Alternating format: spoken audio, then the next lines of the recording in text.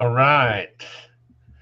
Hello, welcome to PiFi, everyone, especially Dan and Alexei, Lucius. How's it going? How are you guys doing?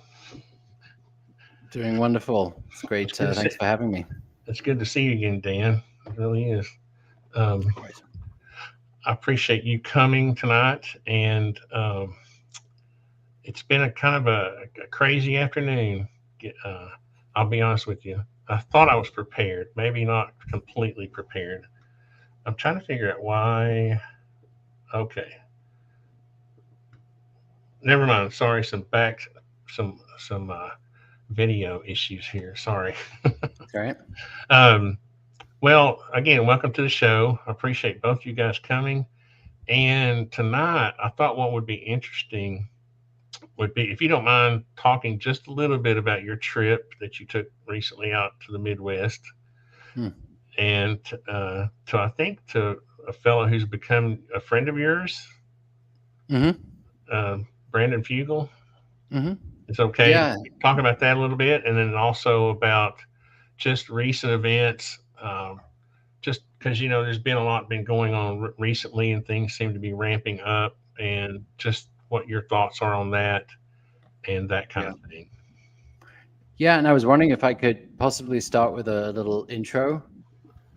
Yes. Mainly because I think the last time I was on, I gave more of my sort of clinical intro that I often give, and I was actually speaking with someone else on Twitter recently, and he was asking, how I got into the UFO world at some level, and so I'm a psychologist by training, and really committed to working with that population. But it was before 2017. The New York Times article certainly was a big thing, and there's me, there's that bio, which is shit. You putting that up. I work at the Anxiety Institute, which is a company that I founded with my partner Linda Geiger in 2015. It serves adolescents, young adults, adults with anxiety disorders, post-traumatic stress disorder, fears, phobias. Um, Basically, we're working with severe anxiety and fear. Um, and we have 4 outpatient treatment centers across the US, one in Greenwich, Connecticut, one in Madison, New Jersey, McLean, Virginia, and Boca Raton, Florida. And these are large facilities that service a lot of people in need on an intensive day basis. So they're coming for half the day, sometimes a full day, to hourly therapy. We're providing remote therapy, um, working with really acute anxiety and trauma and OCD. But interesting, what got me into the UFO world and is how I met you Tony, was an experience that I had in 2015, which was a sighting.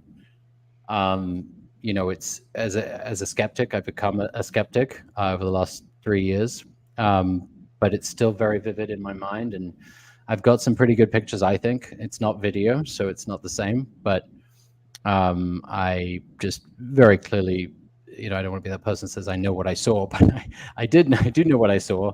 I don't know what it was, but I know that it was something that defied the laws of physics. Basically, at least it perceived to. It may not have, but so anyway, that happened in 2015, right before I founded the Anxiety Institute. Actually, a few weeks before I met my wife, and I remember, a few weeks after, and I remember sending her photos, and she was pretty amazed. And then interested, but then the New York Times article comes out, and then I watch the James Fox's The Phenomenon, and then I'm kind of hooked. Like I'm deep in, probably as a lot of other folks, Stephen Greenstreet being one of them, and we've sort of connected a little on that trajectory of belief and to disbelief to kind of wrestling, I guess, with it all. Um, and and then over the last few years, you see things debunked. I followed Mick West, and some other sort of skeptical minds. I mean, I try to get really input from all sources, and so I can make a data informed hedge. It's not even a decision; it's a hedge, right? Based on probability is how I see it. A kind of a Bayesian way of determining the degree of truth or degree of probability of truth. Um, so experiences and interactions with people that I'm meeting online, and And then I had the wonderful experience of going out to Utah for a couple of days and spending time with Brandon, which was really eye-opening. We'd started sort of chatting on direct messaging to phone calls, and we're a similar age. He might be a year or two older. We've got a number of things in common. And my dad's in real estate, and he's a real estate mogul. So we talked a lot about real estate, and so I flew out there on, I think it was like a Thursday afternoon. He put me up in a wonderful hotel in Salt Lake, and I'd never been to Utah. Maybe once I flew through, but never really seen Utah. And it was, the weather was beautiful, and I stayed in this wonderful hotel. And then he picked me up that night and went to see his office downtown. He's got several offices, but one in downtown Salt Lake.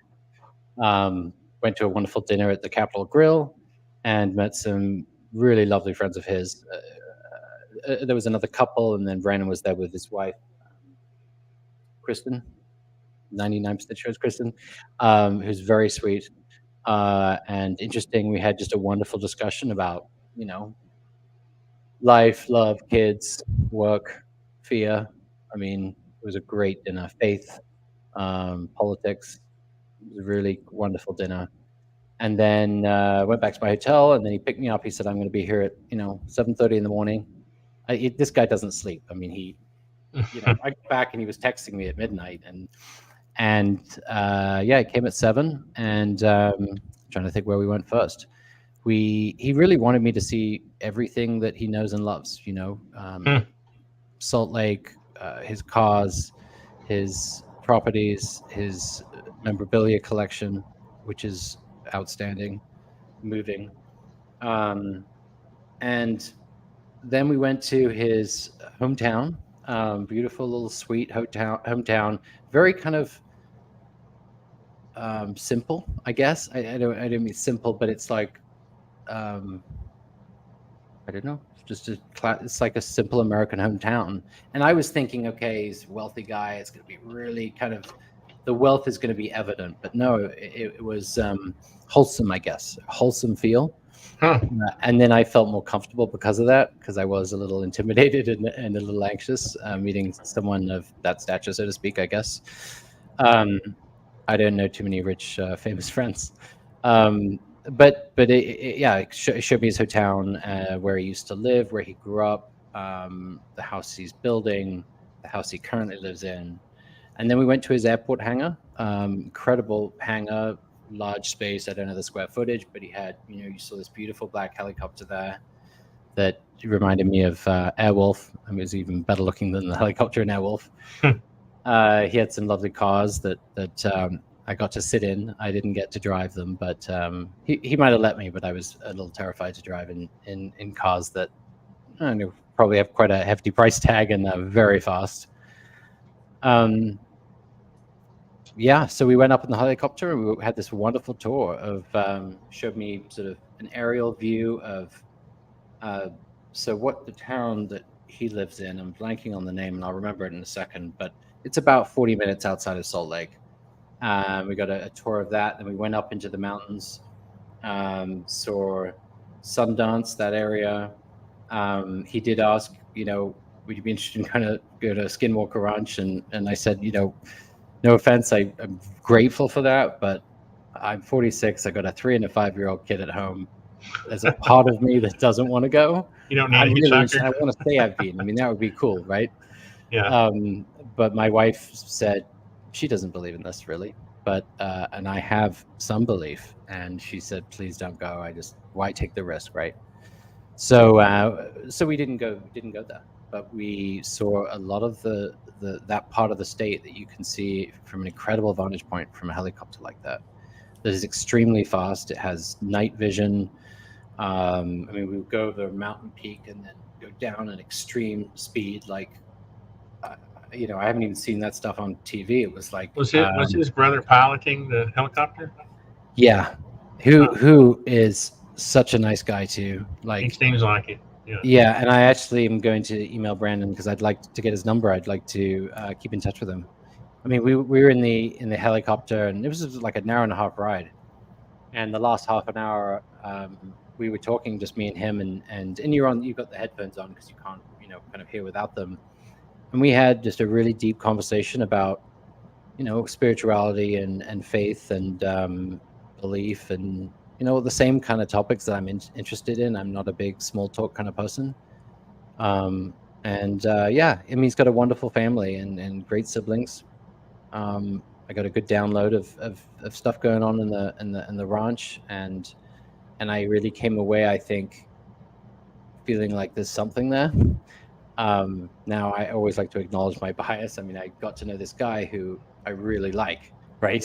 So I'm Yeah. more inclined to think, oh, this shit's true, maybe, But no, I came back and I really questioned. I was like, what do you have to really believe that? And did you give me evidence? No, but he told me some stories that I do believe. I think there's something there.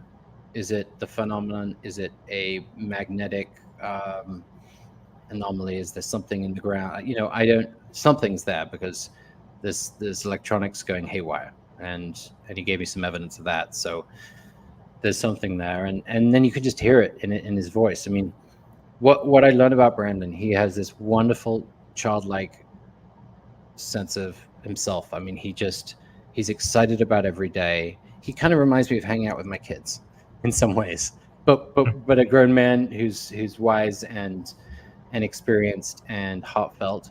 But he loves making other people happy. Like he finds it hard to say no to things. So it's like, oh, can you be on this podcast? Can I come out and visit? Can I do this? And you call later. He'll say yes, yes, yes, and then maybe sure overcommit like a very busy person that he is. But he has this zest for life and connecting with other people that was probably the most amazing, inspirational thing that I've experienced in a few years. Hmm. So Yeah, I'm my really first grateful for that. impression of him was that, well, not my first, exactly the first impression, but after getting to know a little bit about him, is that I had this impression that he has a deep underground vault with the original Mormon Bible as a Yeah. collector's item. Because I know he loves collecting exotic, right, things. Doesn't he have old manuscripts or old from the church, or did Mm-hmm. he share any of that sort of thing with Did you? he? I mean, I couldn't get him. I mean, it was at the end of the second day, and we went to his office halfway between his hometown and Salt Lake, where all his collection is, or most of it. And he went through pretty much every piece to the point where I felt bad because I knew he had a didn't know he had to get back on the helicopter at 9 o'clock that night to go to Skinwalker Hmm. at night, and he got up at 7. But he just is really passionate about this stuff. And if you collect stuff, it's only fun if you can share it, right? Right, After right. but everything he collects has emotional meaning, has some spiritual connection. So it's not meaningless hoarding, compulsive buying, not in any regard. It's got to touch his soul, which I respect because I know collectors just for the sake of it or to show off, or no, it feeds him in a healthy way and serves to connect him with other souls. So yeah, he's a No, I think really cool dude. that's actually one of the things that interests me the most about him. Hopefully, sometime we can get him on the show. Those are the kind of things I'm interested in about people. You know, what what is his life like outside of Skinwalker Ranch? And I kind of have a clue as to what it is, but I really would love to hear it, from him. And hopefully someday we can get him on the show. Yeah, no, I'm sure. I hope it'll happen, and I've asked him, and he's pulled in a lot of directions. He told me he's Oh, I asked on the know. show Yeah. every 3 days, and he's traveling around. He was in Europe. He was in. I mean, I actually every time I talk to him, I was like, "Where are you?" And he's in a different place, different country. But Hmm. no, he really wants to kind of like expand the awareness of Skinwalker, I would say even a bit of faith, a bit of the phenomenon, not to promote the show, because I'm not going to promote his show. I have a full time job as a shrink. What am I going to do? Um, but he generally like, I think he enjoys it. I mean, it's a lot of added stress. And, he says that I was a skeptic, and I kind of didn't believe that before I went out to meet him, because I find anyone who's really deep in with the phenomena, they always say, oh, well, I was a skeptic. But he actually was. He was. I mean, he's a religious guy too, so it's like how skeptical can you maybe be of the spiritual and the unknown, but he certainly didn't believe it. He thought, is this a way I can kind of give back to the land that I love and that I'm connected to? And he's trying to create business and for Utah. I think that might actually be sort of a Mormon philosophy too. I don't know.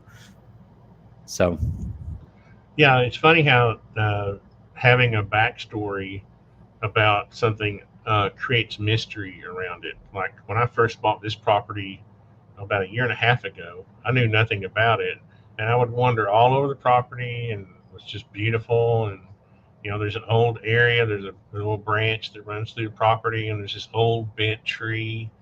And after a year of living here, now I find out these backstories about. It's a long story. I'm going to tell it sometime, but the point is, when I go down there now, it's kind of spooky. So it's funny how when you know something about a location, or the history, or you hear the stories, when you approach it, it has a different meaning to you. Because this is the property is on basically on the Trail of Tears. There was one path that they took through Tennessee on their way to, I guess, Oklahoma or whatever, right through this property. And and I have got locals telling me these stories, and there was, you know, skirmishes with moonshiners around this branch, and there's all these stories, and so now it's just like I know history, right? yeah, And I wonder, I think the reason I brought that up, the only reason I brought it up was, it's sometimes when if someone were to go to the ranch and they had no clue, you know, say someone got lost and they wandered onto the ranch. I think I wonder what the and the reason I'm bringing this up also is because you're a doctor of psychology, right? Or hmm hmm how does that affect? How does knowing the history of something affect your psyche, and how much can you create, of that? Um, yeah. I mean, I think you probably could intuitively guess there's nothing too profound in what I'm going to say, but there's certainly research to support that. When you uncover the history of a place that you're living in, you become a part of that history, and you're contributing to the future, and you're contributing to your own sort of your identity in some place, and it adds meaning and add meaning to the place and the environment. You add meaning to sort of part of yourself. um, and I think any good respect for the history of the place and the provenance of what you're doing and where you are is emotionally significant and impactful. Now, I don't bring that up to lessen, the experiences at Skinwalker Ranch. It just occurred to me. I just wanted to share that little experience I had recently, um, because I don't know, it just came to me. So I'm not trying to compare those two situations. I'm just curious about that kind of thing. You know, Oh yeah, I mean, it's uh, all experiences are relevant. I mean, yeah, I had a great time, but I mean, one can have the most amazing time as I did, and getting lost in this Italian countryside, finding this village, and meeting these people, and I mean, and wanting to learn everything about the history. And so I get it. How many acres do you have? it's just 4.5. Four Yeah, and a it's a half. small, but it's surrounded by a guy who owns like 1,000. So Okay, it nice. feels like it's bigger. If I fly my drone up, up above the tree line, you can't see where it ends, Hmm. which is Yeah. cool. But how about you, Alexei? I haven't given you a chance to speak yet. I'm sorry. No, no, it's all good. I'm just listening, kind of enjoying the background here. But I would think, based off your question, Artisan, that there would be, some type of placebo effect to some degree. I mean, even if you're just showing someone a house in the most generic sense ever, and you say, this house has amazing windows or something like that. Now, when people show up to the house, they're going to be looking at the windows a little bit more. So there probably is, and Dan, you probably know much better than I do about that, but like I would say there is some type of placebo effect that would take place. And when they start talking about, vortices and creating effects within people and things like that, I would say that somewhat your subconscious belief system might add to the experience that you have. Especially if you're going to see like a grave versus have an experience with a werewolf person, I would say, I don't know, obviously I don't know, but maybe the subconscious expectation has something to do with how the phenomenon can manifest itself.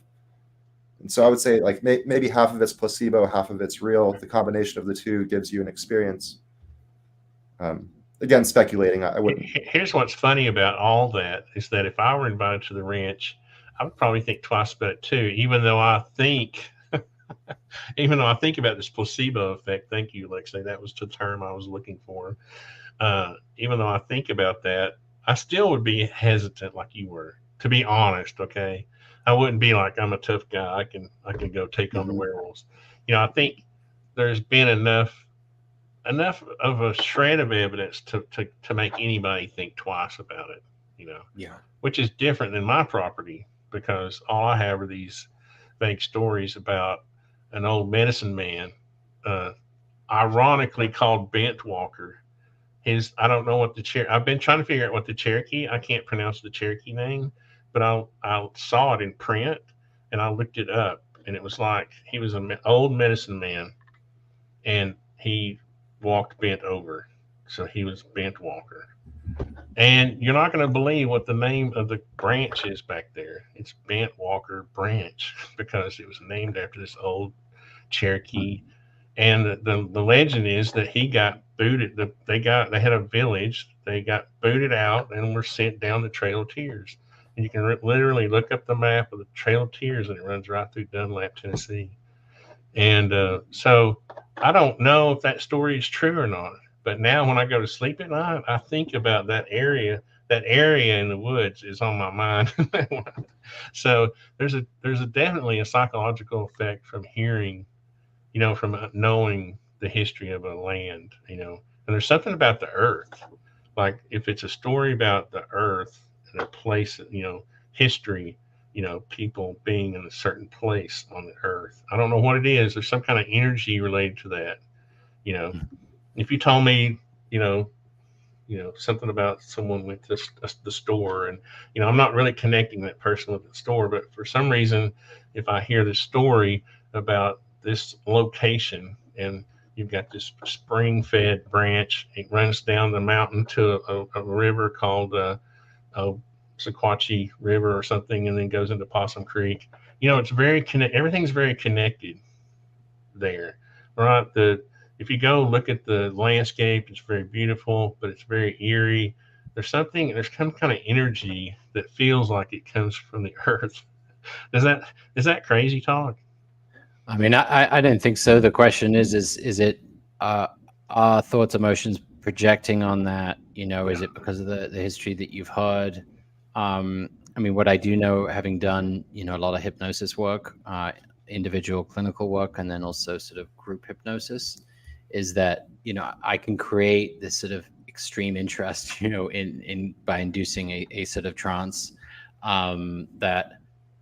And then the placebo effect. I mean, when I'm recommending a treatment intervention, whether it's pharmacological or psychological, I'm appropriately saying, hey, this is a really good chance to work. How long will this medication take? It could take as short as 3 days. The research says, maybe on average two weeks, but, let's go in there thinking positively that it wants to work for you. That as soon as you start taking that pill, it's starting to meet that need that you have to get better. So it's joining emotionally, presently, and partnering in what they want, you want. The one thing that's coming to mind right now is the observer effect.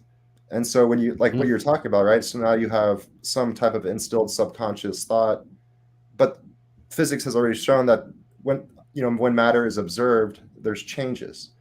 And so what's the connection there between, you could say, the subconscious ego and the active observation? I think is an interesting thing. That's why I'd like to do a project one day called Collapsing the Waveform, to where you almost are in a sphere secluded from everyone else for a 25-mile sphere, and see if that actually plays an effect with the phenomenon itself. Okay. And what would be the hypothesis? That the subconscious mind collapses the waveforms into existence, and there is a thing called the collective subconscious mind, And you could say that being in a city and you just consider a building, there are many minds at one time observing this building. And so the building's not really going to have too many quantum fluctuations. But if you were the only person on the planet observing this building, and then you were able to somehow, through meditation or something of that nature, convince yourself it's more than just a building, maybe it will transform. I know that's very far out there. But It's lofty, but why not? I mean, so you're a big believer. I guess there's the physics of the quantum world, but it's sort of taken beyond that. And I mean, I believe in the power of intention. There's some really good, statistically solid, empirical, double-blind studies showing the power of intention on the molecular structure of water, on how plants grow. Are you aware of some of those studies? Yes, sir. Yep. I think it's fascinating. But let me ask you guys this then, okay? So doesn't that sort of reinforce the placebo effect? Because if your mind, if your thoughts are invoking this, this, this effect, then is it real? Or, some people think that you can go so far as to manifest matter with your thoughts. I don't go that far. I think we have the Well, there's ability evidence to say that that's happened. There's scientific evidence. That's the research I was referring to. Yeah. So, but then you kind of, the thing about it is though, how does that help? That doesn't really help people like Brandon who are, you know what I mean? When I don't mean to say it doesn't help them. I mean, how do you then go the extra mile and say there is something definitely happening there when it could be that you're creating it yourself? You see what I mean? That's my question. There's kind of a contradiction there. Well, isn't that how the lure ultimately originally started too? Was that the land was cursed by the local tribe because someone had been And so you could say that someone created it with a placebo effect in a way, and that's what started the whole phenomenon. Yeah, I mean, we're using placebo effect, at least the way I hear it. We're using it very roughly. Yeah. Sorry. Yeah. It's sort of medication and treatment, but I know what we're talking about here, and the history or the institutional memory, the psychological memory, the narrative history that's been passed down. It's built up a factual, emotional, psychological aura, right? And so I could see that, but I mean, there's been clear studies of. I mean, IKEA did it. I don't know if you're aware of that one, where they had customers come in and give very positive intentions to one flower, negative intentions to the other, and the flower that had negative intentions slowly died or died quicker, and the other one bloomed. Very controlled. They had scientists to control it. Now, I haven't actually read the study through, but I've read a lot of studies that are double blind, where the experimenter doesn't know what they're examining. The person, the participant doesn't know what the study's about. And there are statistical, and I do a lot of statistics work as a researcher. Probability at the 0.0, I think it was 3 level, so 3% chance that that correlation is due to chance. That's interesting. Definitely. I guess placebo wasn't exactly the correct terminology, but it was the effect that you were creating a placebo out with your thoughts, basically, so that the effect may not have been totally existing, but prior. Yeah, on a sort of scientific level, it's evoking like faith and a belief from maybe because of my position of authority or and my experience, or because they want to get better and they need to get better, and so I guess it can be some manipulation of that. Often it's not a manipulation, this natural byproduct of getting help for something.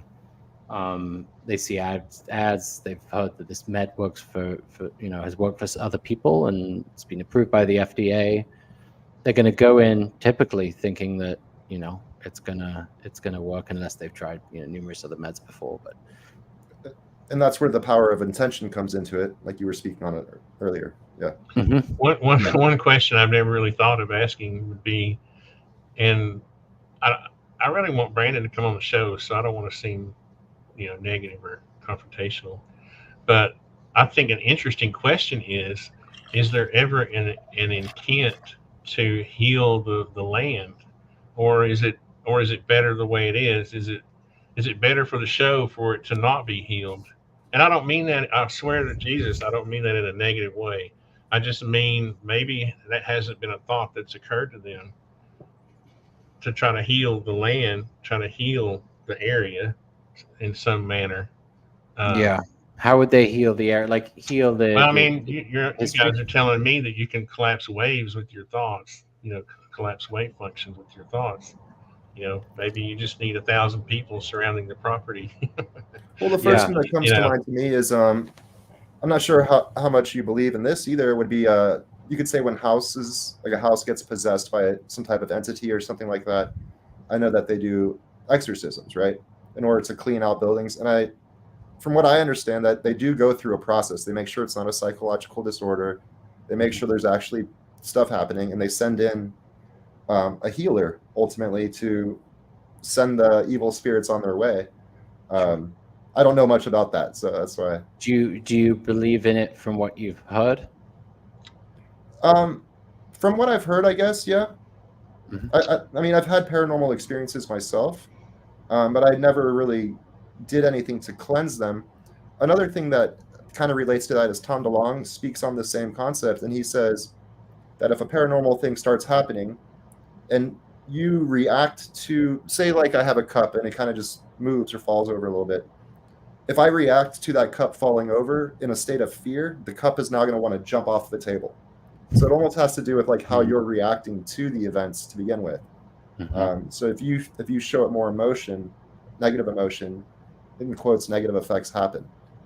So Yeah. when it comes to healing a land, maybe you, excuse me, you I, need to I do more of was a positive. I was brought up very, I was brought up in the church, the Southern Baptist Church, and we were taught that demons were fallen angels. Of course, this is biblical, but that there is a specific role that they're playing right now, and that it doesn't include possessing people. You know what I mean? Not now, right? I mean, this is what we were taught. So Yeah, it's more of a Catholic thing, right?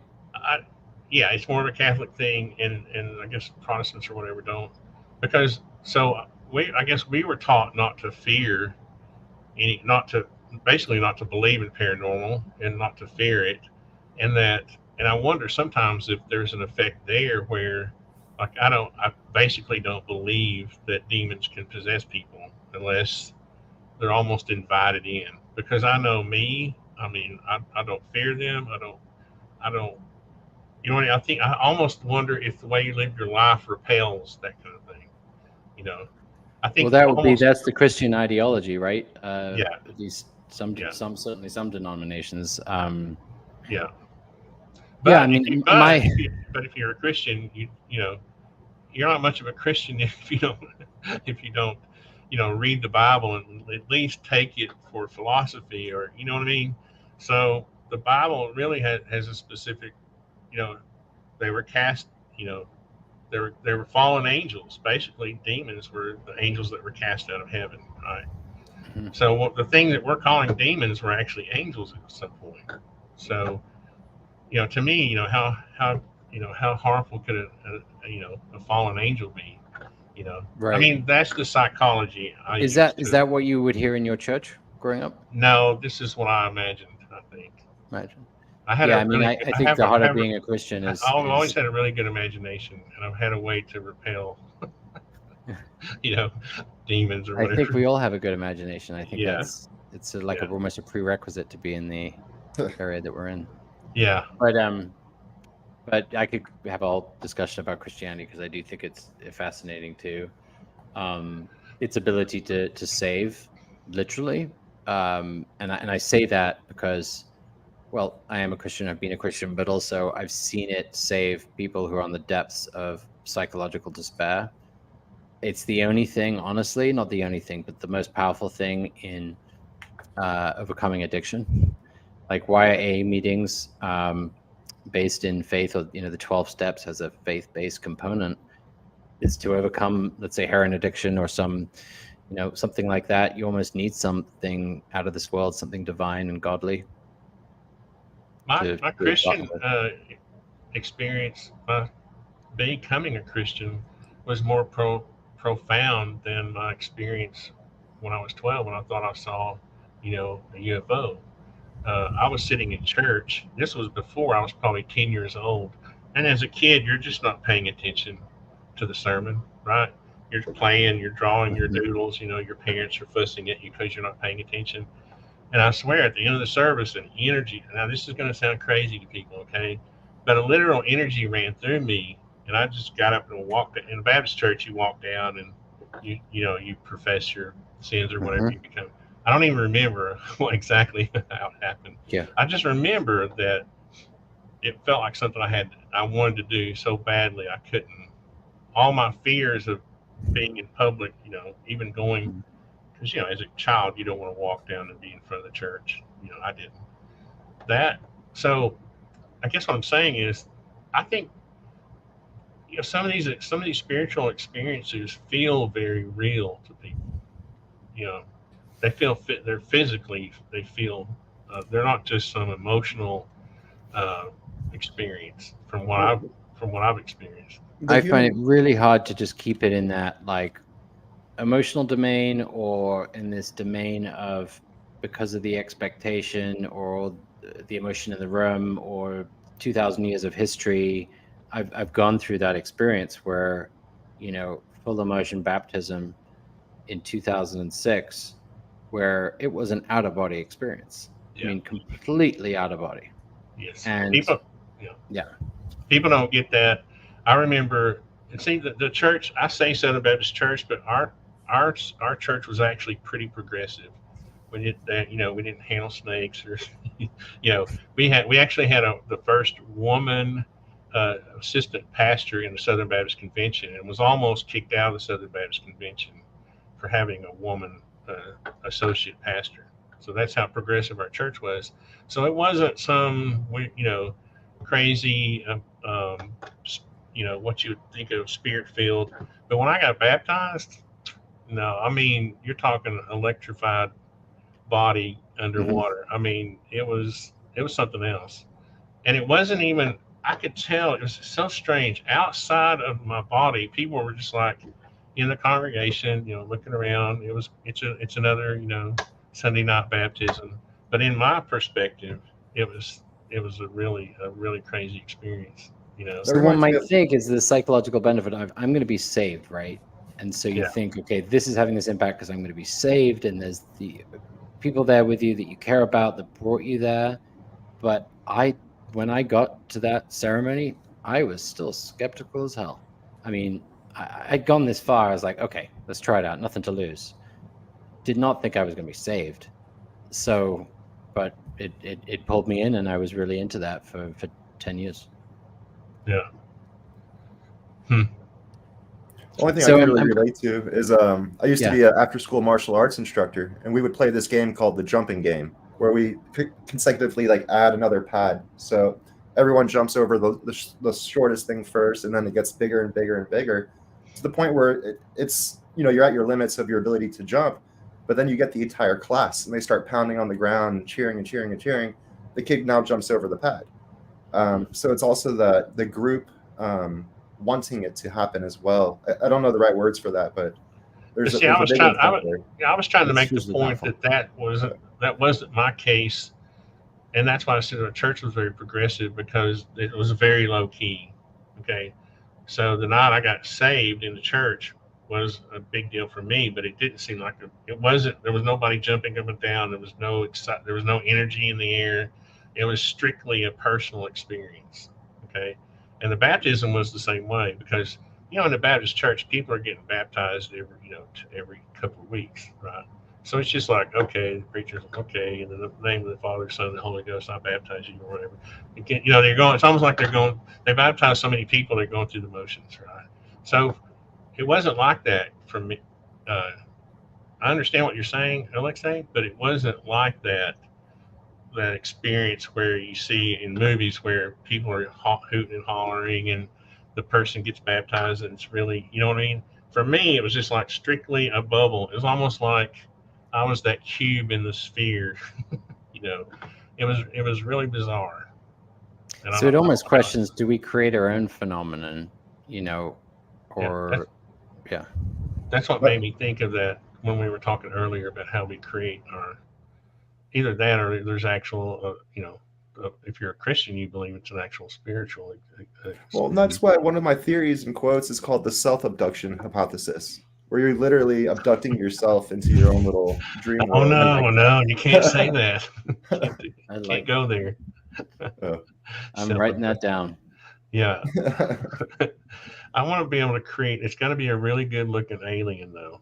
Can I create a really good looking blonde, the tall blonde girl alien? Yeah, you know who will set you up is Uri Geller. Oh yeah, yeah, yeah, Yeah.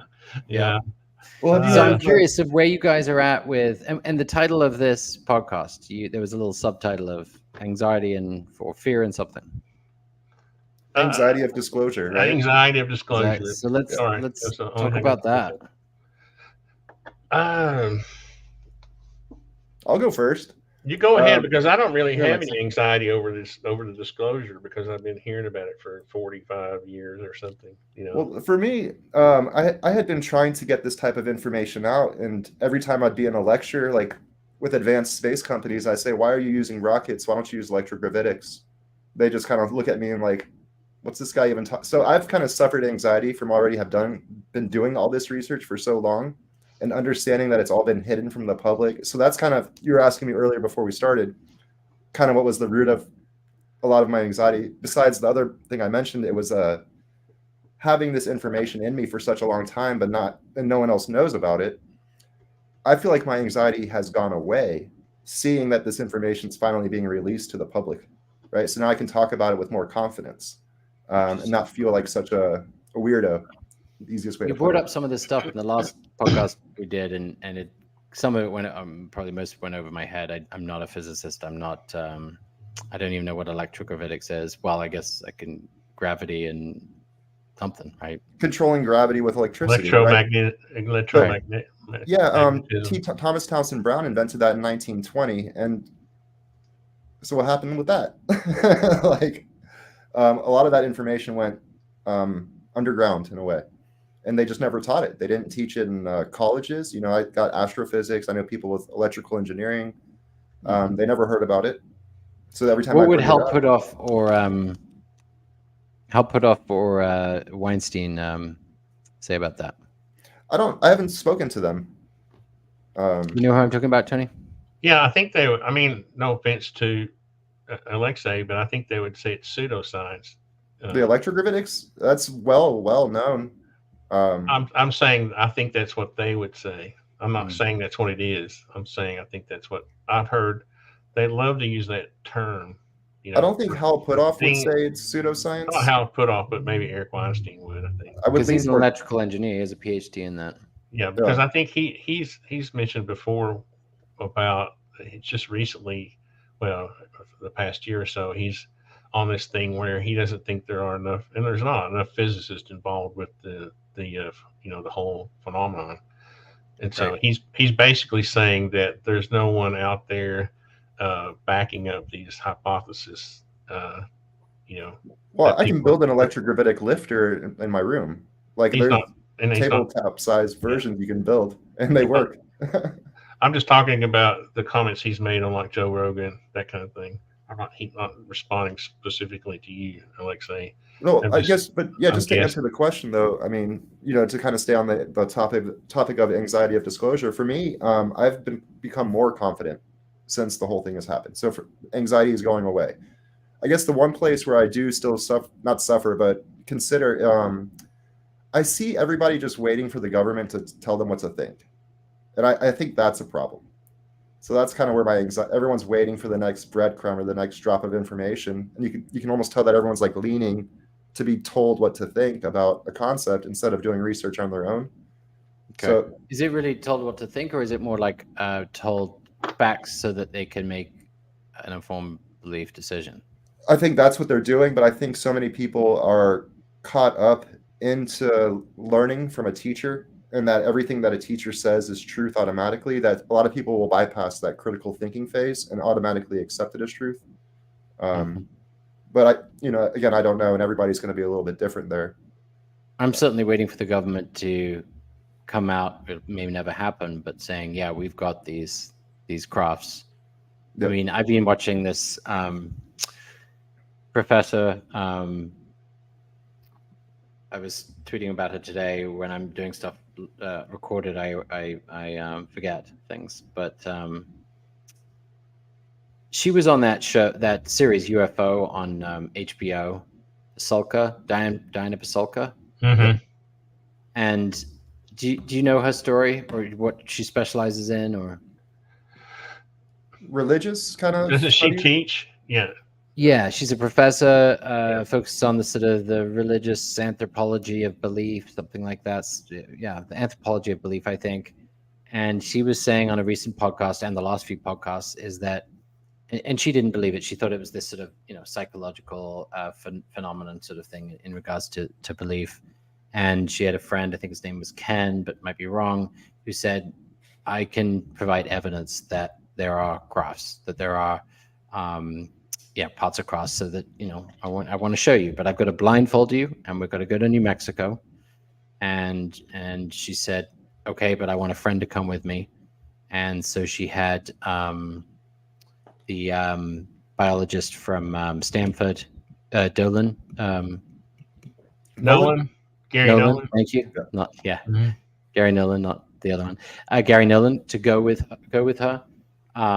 And she went from, I don't believe in any of this, to I thought she said proof, but I was called out on Twitter saying, no, she had felt sufficient evidence to say that this is true. Are you saying that Diana was taken blindfolded to? Yeah. I mean, she's not like abducted, but saying, okay, no, you want to go? Yes, I want to go, but we're going to have to blindfold you because you cannot. But she couldn't say who took her. What's that? She couldn't say who took her there.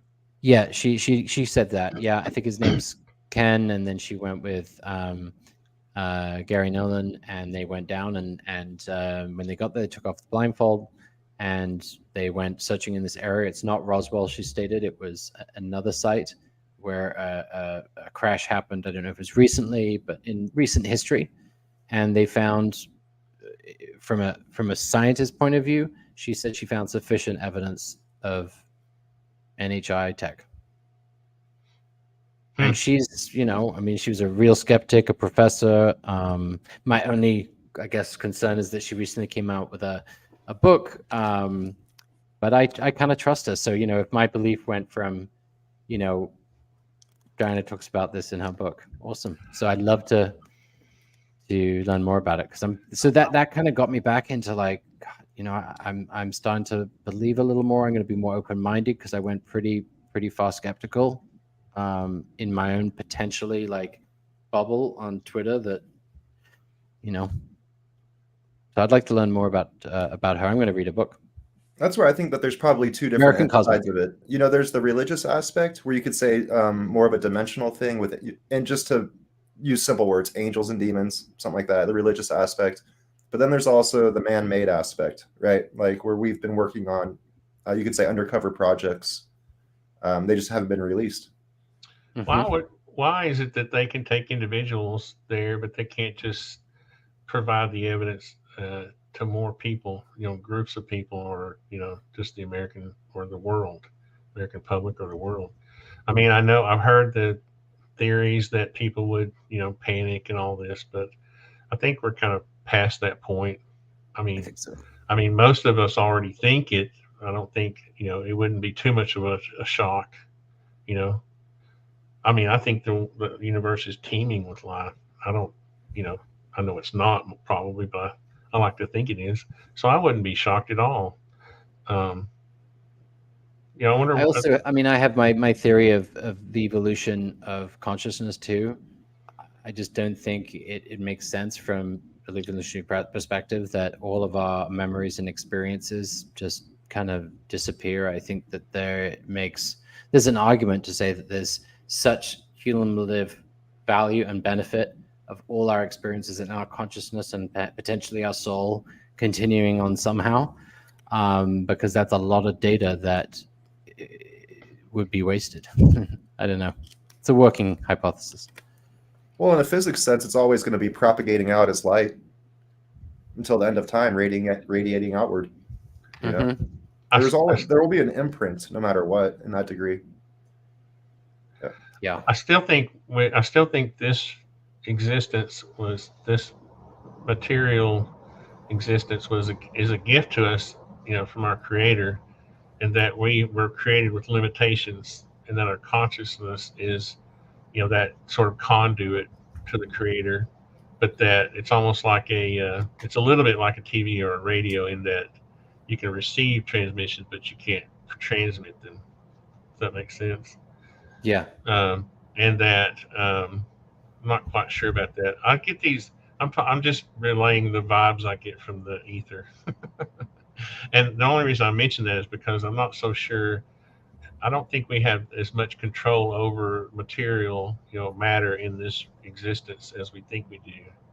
Because if we did, it wouldn't be a very stable. Entropy would be a very real thing, I think. If it'd be a more of a thing if each human had their own way with the material world. But sorry, sometimes I have random thoughts. I blurt them out. No. I mean, I'm sure we'll connect it back to the sort of anxiety of disclosure, or, I mean, I think you all saw the hearing. I think that there are a lot of people that got excited about that. That a lot of people that didn't see much value to it at all.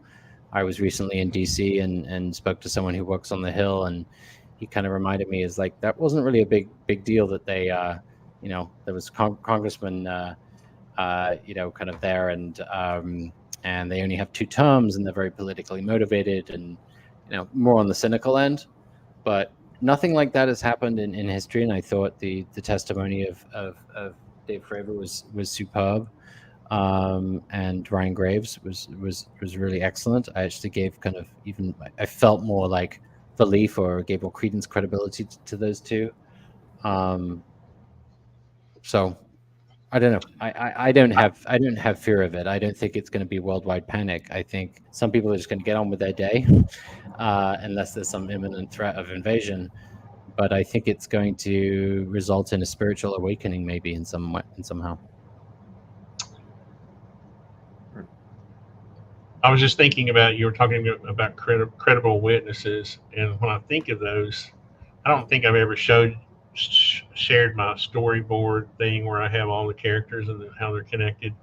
They're all either ex-military, or military, or intelligence, people. And I just wonder why we can't, why we don't have a whistleblower that's not connected in some way to that industry, or that, you know what I mean? That's the only thing that Tom DeLonge has been saying stuff for so long. He's connected. It comes down to credibility, right? People want to trust the authority figure. He was one of the first that was connected through Louis Elizondo. But you get what I'm saying. He's not in the military. As far as I know, he's not. What's that? As far as I know, he's not in the military. He was a rock star. So I think that's a good example. Okay. But hey guys, I hate to do this. I have to grab my laptop charger, and Steven's going to be on in a few minutes, so I want to make sure I've got it plugged in. Great. Just run and get it. He is coming. Chat for 1 second. I'll be right back. Sounds good. Maybe we should do a highway. I'm just kidding. We'll do a little bit of chat stuff now. So Daniel's saying, yeah, but is it the reason people keep pushing the topic forward? And then JD says it could be the room story about them creating humans. No. Come on now. That I believe they were created. Any kind of little aliens running around are going to be created by the Creator too. I don't think little grays created humans. I think little grays or whatever are probably more android types. Right? I don't think they're like. I don't have enough information. Come on, man, speculate like me. It's fun. Well, from my experience, they like to fly around in orbs. That's I'm all I just can saying. say. I think if humans are funny because if we don't understand something, we go straight to that thing being God or that thing, right? There are many other things in the universe that aren't God, right? There That's are why I like the planets. memes with the guy from Ancient Aliens, because every single meme just says, I told you it was aliens, Yeah, straight to it every time. yeah, But yeah, yeah. It's not aliens, but it's aliens. What did you say? I forget. But it's kind of funny that how it's like demons because we don't understand ET. We think they're demons. We always either. Oh, here's Stephen. Hello, Stephen. Hey, can you Thank hear you me? for. Hey, Steven. yes, Yes, sir. thank you for popping in. Okay, Can you hear great. us? Yes, I can. I appreciate you popping in. Your friend Dan is here with us. You see him. Here, let me adjust my volume. Hold on 1 second. Okay. I like the backdrop. Thank you. Oh. How are you, Steven? All right, I'm doing well. I'm a little sunburned. I was playing with the kids at the outside all day at the beach. Cool. Yeah. So, how are you? I know we've been talking about a lot of different subjects here, just doing what we normally do. We're not too organized with our discussions. They kind of seem to flow. But what were your thoughts? I guess recently on. Well, I've been reading your tweets and your articles, but have you got anything new thought about David Rush or anything that's happening recently, or maybe that's not the best question to ask right off the bat. No, I mean,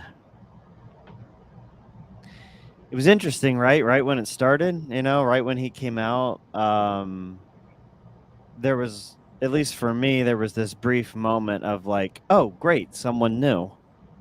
Like because we've kept hearing from the same faces, the same names for many years, and so it was like I literally know nothing about this person, and that was kind of interesting, to learn, who he was and stuff. But um, man, there was like this sneaking thing in the back of my head where I was like, look, eventually we're gonna learn he's like buddies with all these people. And you you did. You know, found a picture of them, and yeah, then you found he's a real estate agent. I couldn't believe you made all those connections. yeah, it was there was a sneaking suspicion in my mind where I was like, we're gonna find out he's connected to Lou Elizondo, Chris Mellon, Eric Davis, probably Jay Stratton. I didn't know that at the time, but probably all these same people. And sure enough, like that's what happened. And so I would say, as of what's happening lately, it's just the cat's out of the bag in that respect, that he is and has been, directly connected to a lot of the dubious characters that have been promoting fake UFO stories for years, which doesn't bode well for anyone wanting to take him seriously. I'm not saying that like he is like lying or anything. Like I honestly believe he believes it, and I think a lot of the other people believe it. Like I honestly believe there's a, Brandon Fugal, the owner of Skinwalker Ranch. I honestly believe he actually believes there's something there, But but that's, promoting fake videos or fake stuff is contradictory to they Here, believe it. here's what I've said kind of all along, and I don't know if I made Lou mad at me. He's been on twice. Um, I mean, he probably doesn't really care what I think, but I've always said that all of the people involved, Mellon, Lou, uh, Fravor, all of those that are on the list are probably doing they're doing a job, and they're probably doing a good job at what they're doing, right? And it may be that we find out later on that it was a necessary job, and maybe I know you probably don't agree with this, Stephen, but I think that there is some sort of planned, disclosure or some sort of intelligence project. I hate the word psyop because it has a negative connotation, but maybe there's some sort of information. Maybe there's some sort of intelligence operation that needs to be done, and they're part of it, and they're doing a good job. And in the end, we'll find out that it was probably necessary. Does that seem too easy? Does that seem like I'm going too easy on them? Um, sure. I mean, it sounds like an opinion. It is And strictly an opinion. yeah, so that's fine. I would say that what can I as a journalist prove from that statement? Not much. Beyond the fact that for multiple years, these characters have been telling stories that either aren't true, have been embellished, and are sourced in a motivation, various motivations. And some of those motivations date back many years, if not decades, within the same group. These are true believers. A lot of these folks are true believers, and they have faith. I'm a big fan. Anyone who has not read Jacques Vallée's journals, Forbidden Science, needs to do that. It's like, if you're into this subject, it's just so rich of information. It's inside. I'm so glad Jacques Vallée kept a journal. So you can go back and read in his diaries back when Bigelow was working with NIDS in the 90s, with Skinwalker Ranch, with Hal Puthoff and some of these folks. They're out there. They're saying our goal is to find the goodies, the goods that in the secret Pentagon basement somewhere. They believed, they had faith that these goodies exist. They'd never seen them.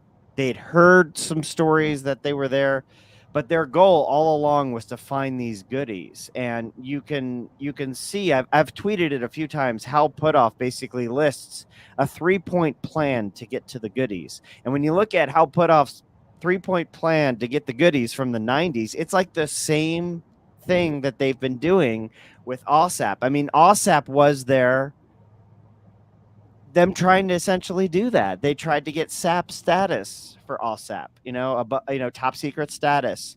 And if you look at the bigot list, for anyone not familiar with a bigot list, it's basically when a program's going to move to SAP status, you have to provide the names of people who will have access to that program. Anyone that's not on that list will not have easy access to the program.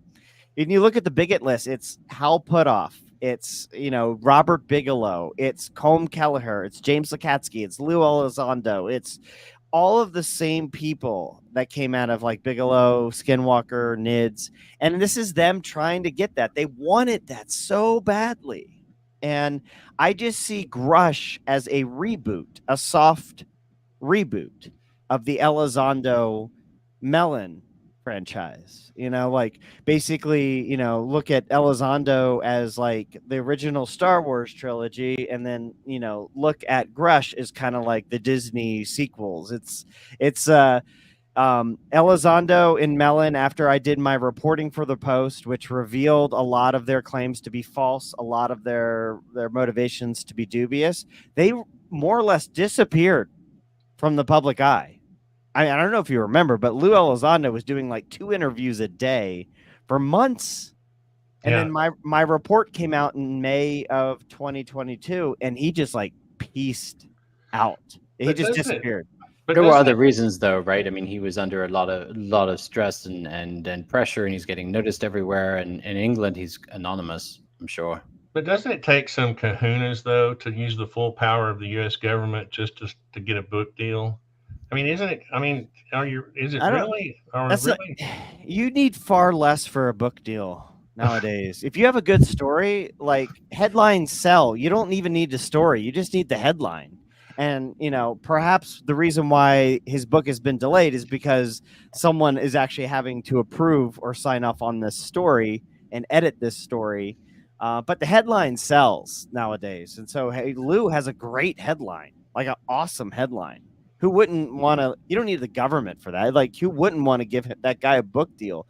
I ran the government's top secret UFO program for a decade. Heck yeah, let's give that guy a book deal, even though that wasn't true. But sounds what like was Lou doing then, Stephen? What was Lou doing all that time then? So, what we know and what we can prove, and is that Lou was in the periphery involved with OSAP. which was this non-UFO program that went off the rails, hunting ghosts and werewolves and aliens at Skinwalker Ranch. Now, Lou was brought on to that by Jay Stratton and James Lukatsky to offer security, basically counterintelligence.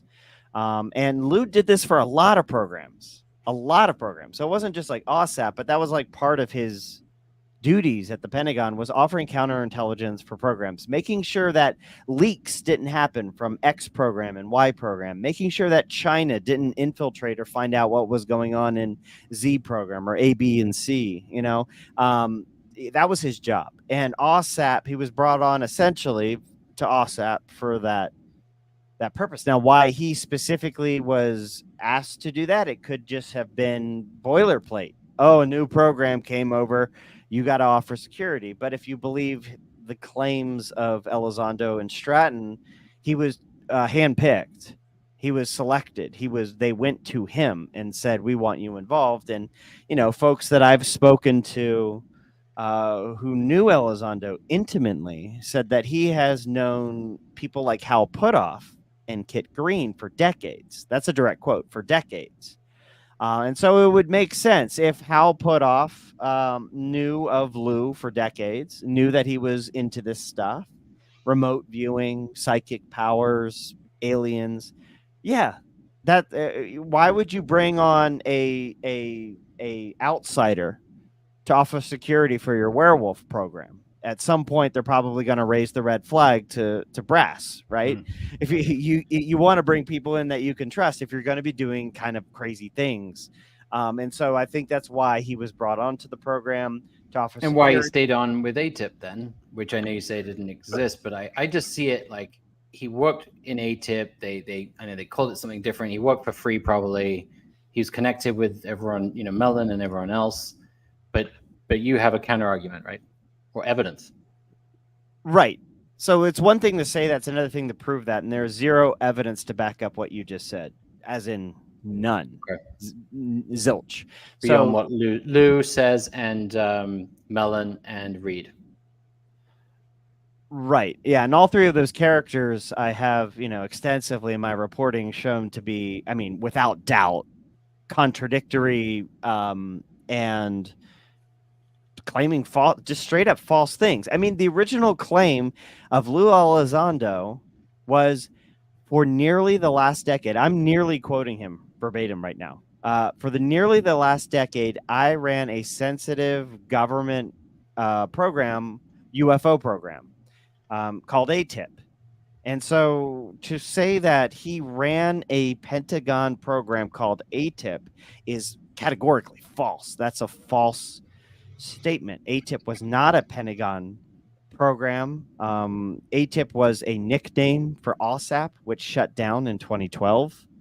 ATIP was not an official UFO program. OSAP was not an official UFO program. It wasn't even a UFO program. And so what happens, if you follow John Greenwald, he and I released a report a couple months ago about some inside Pentagon documents that further supports this. But if you look at the documents Greenwald just got, that he just tweeted out, it is emails between Chris Mellon, Lou Elizondo, and the PAO press office of the Pentagon right after Keith Clore's 2019 article where the Pentagon says Lou had nothing to do with ATIP. And in both of the emails, Lou is immediately conceding, all right, it wasn't a program. It was more kind of like an activity. And I just, I kept tabs on stuff. Let me ask you this, and then Mellon admits too. He's just like, yeah, Lou kept some tabs. He paid attention to UFO stuff. It's like, that doesn't sound like a UFO program, and that doesn't sound like the director of a UFO program. It sounds like a guy who's into UFOs and kept tabs on it. That's fine, and everyone would have been fine had he just come out and said that at first, but he didn't. They went on this massive global world tour claiming something else. To capitalize on the release of those videos, legitimize them. Well, yeah. Let me ask you this. Tomorrow I'm interviewing Tim Burchett on the show, and I'm still impressed that that the government has been influenced to such a degree that we have whole committees, Senate committees, and we have all these departments being created. I'm just going to ask you to put your other hat on, like say you have your little angel on one shoulder and the devil on the other one. What would you, if something turns out to be true, what would you guess that it would be? What would it be if it turned out? Would it just be some sort of cover for some black program, or what? I'm saying, imagine something Well, that could here, be true. right. So here's the thing: is more and more lately, I'm starting to realize just how many people actually in Congress aren't even aware of this issue. And when it's brought up to them by some people in the press, they're like, oh, this is the first time I've heard that. Some people say they've never even heard David Grush's name. There does seem to be this very passionate niche group within Congress. You could probably count them on two hands who have put their arms around this thing. Now, I don't see that as being a massive issue at this point. Usually when there's a massive issue, whether it be, the war in Ukraine, or whether it be the Chinese conflict and potential conflict in Taiwan, it's like a big issue, and you've got like everyone in Congress has an opinion. Everyone in Congress is expected to have an opinion. Now, but with UFOs for the last 6 years, it just seems to be like the same 10 people maybe in Congress. So again, I think it's something that's gotten out of hand. It's a tall tale.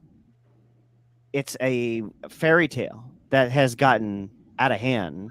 But I'm asking you to imagine something. If you had to write the story for the New York Post, it comes out tomorrow that it's true. What do you think it would be? Define it. What do you mean by it? Whatever it is. Like, is it some sort of intelligence operation? Is it actual ET? Do we actually have craft? I see what you're saying. So I'm saying, imagine what you think. You've had to have weak moments where you thought, oh, this might be true, right? Or something could be. Right. Okay. So what you're asking to clarify is you're asking, so what's going on here? What ultimately is going on? Yeah. The big picture. Okay. So I've got a couple fluid theories. They're fluid in that they move a little bit. And at first I believed it, mostly all. This is years ago. And then I switched to the other side, cover up. Like this is some kind of cover up, and then, but so anyway, where I've reached now is we do have a problem in our skies. Hold on, I'm out of focus. Out of focus. Yeah, this is. Oh, guys, let me fix this. Hitchhiker effect. Yeah, it's hitchhiker effect. Totally. I don't know if that's on there. Let me see here. Just give me a second. So there is while I fix this. So there we go. So we do have a problem. Problem exists. Unidentified things in our sky. Thumbs up. We have a problem. A lot of that is airborne clutter, meaning non-military balloons, non-military drones, non-military stuff. And then we have, we've got these emerging technologies flying all over the sky. And then we've got military stuff, U.S. stuff.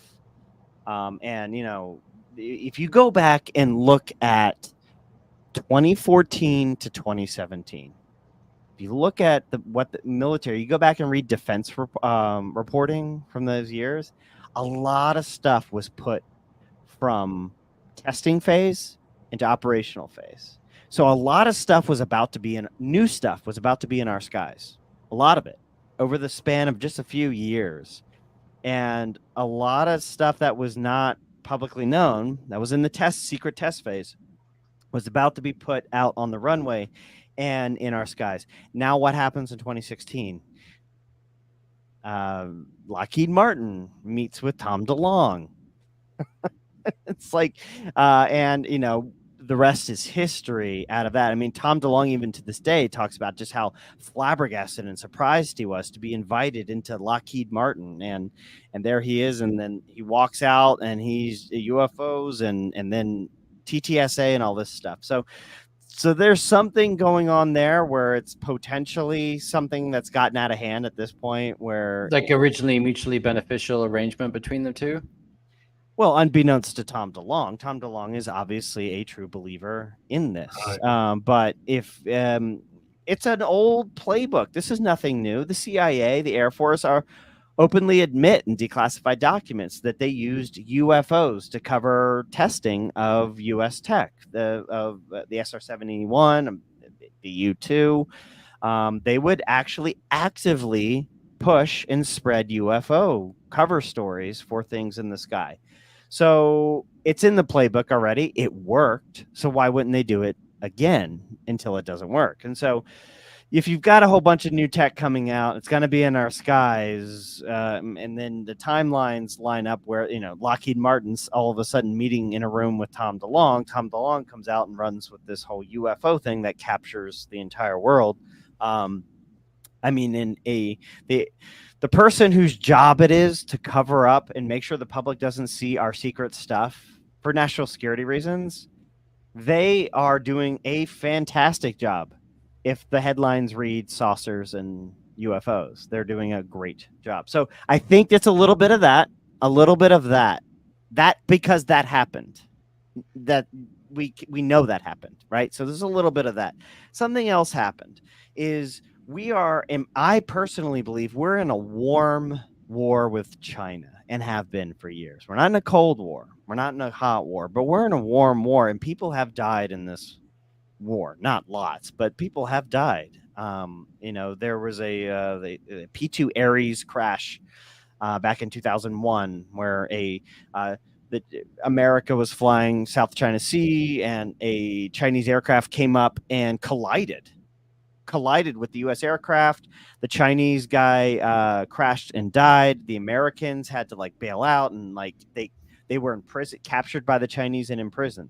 And this has been going on for decades. And I think it's beneficial because it's such a tinder, a pile of tinder. The Pacific it's a pile of tinder. And I think it's in a lot of people's interest to downplay or to try to diplomatically diffuse any tensions there, whether forced or genuine. And there are some jaw-dropping stories the public is not aware of U.S.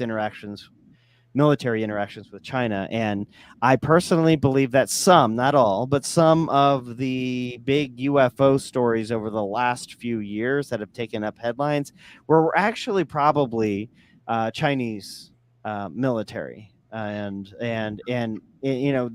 is a headline. If there was a headline at the top of Drudge Report, the headline at top of New York Times, headline top of CNN that said Chinese military craft flies over Arizona U.S. military base. Chinese surveillance craft flies over New Mexico nuclear facility. The American public would want blood. It's just how the American public is. The American public would be like, not on our watch. What are you going to do about it, Mr. President? There would be outrage that they're over in our borders. And that would start a domino effect, an uncontrollable domino effect, in my opinion. That would lead us to dangerous places.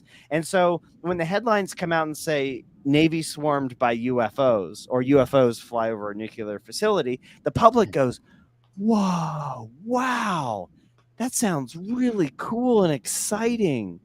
And it's the opposite of that. This is why I don't have the disdain for Lou and the guys that a lot of people do, is because I feel like they're doing a job, and maybe I have to be conned a little bit in the process. It doesn't, for some reason, it doesn't bother me if they're doing it for a patriotic reason. Is that bad? But I kind of feel like, Well, no, I take issue with that statement a little bit, because I was at one point interacting with Lou both in the headlines and in articles, but also behind the scenes. And I think you've probably heard from a few other folks who have too. And look, this is a direct quote, but I remember one time when I called his PR folks and asked, this is back in 2021. This is right before my turn to the dark side. I called this PR guys, and I who were Skyfort. Do you remember Skyfort? Do you remember Lou's company Skyfort? I remember the name. Yes. Sean Cahill, Yeah. Jake Mann, Jesse Springer, some of these other folks. Anyway, so Jesse Springer and Jake Mann were basically operating as his PR guys. Just these two dudes. Like, they're not PR guys, but they were doing it for some reason. And I, as a journalist, was calling them, and I called them one day, and I remember I asked Jesse, "Hey, how are you guys doing?" And Jesse said, "Oh, today's kind of crazy." And I said, "Well, why?" And he said, "Well, Lou's wife just got finished yelling at us, ranting about how everyone else seems to be making money on UFOs except for us, except for Lou right now." And that really made her mad, that she was looking at other people making cash on the UFO story. And Lou, apparently they weren't happy with the checks coming in for Lou. I do know that behind the scenes is not a pretty picture. And so I personally just take issue with that. It's some patriotic motivation. Maybe I think it's patriotic is a little too giving, I guess. But I just mean, if the American public has to hear a story to create a, it's kind of like back when Reagan was talking about Star Wars and, trying to put fear in the Russians or whatever, or Soviet Union. I wasn't offended by that, but I understand it's different if you were part of the, if you were directly involved with Lou in any of the, that would be amazing. Look, that's what I'm hoping it is. I would be so amazed if ultimately that's what's going on. But here's the rub, because there's a rub there. If he's acting officially, if any of this is official, we want you to go out there and basically lie to the public and tell UFO stories so that we don't go to war with China. We got to calm this down. And so go out there and lie to the public. That's a big legal gray area and probably illegal. They're probably breaking the law at that point. The Pentagon cannot do a 6-year paid by the taxpayer campaign of disinformation against the American public. That would be massively scandalous. It would blow back. But isn't that what they do? It might have started as something really small their job? and grew on its own. Isn't that their job, though? I mean, well, Lou doesn't work for the government anymore. Apparently, he claims he resigned from DOD, and now he just does contracting jobs that are supposedly unrelated to UFOs. So I thought it was one of those things, once a CIA guy, always a CIA guy, that kind of thing. But, sure, and that would be interesting, but also, like I said, I think the American public would get angry at that. So you assholes have been lying to us for 6 years. I almost think that the consequences and blowback of that would be worse than just telling them right off the bat. I almost think that would make things worse. And Stephen, you're referring to the Chinese drones swarming U.S. base. You're right. Just hearing that, I mean, I would panic, and the rest of the country would panic too. So the blowback of that would be less than the lying of a 5 years. Yeah. What? It was just revealed that the Chinese have had a active spy base in Cuba for many, many, many years. I think their first 2002 or something was their first presence there, and that just got that was like a one-time nightly news report. It was like, oh, by the way, Chinese got a spy base 90 miles off Florida. Anyway, moving on. It was like, whoa, whoa, whoa, whoa. Wait a minute.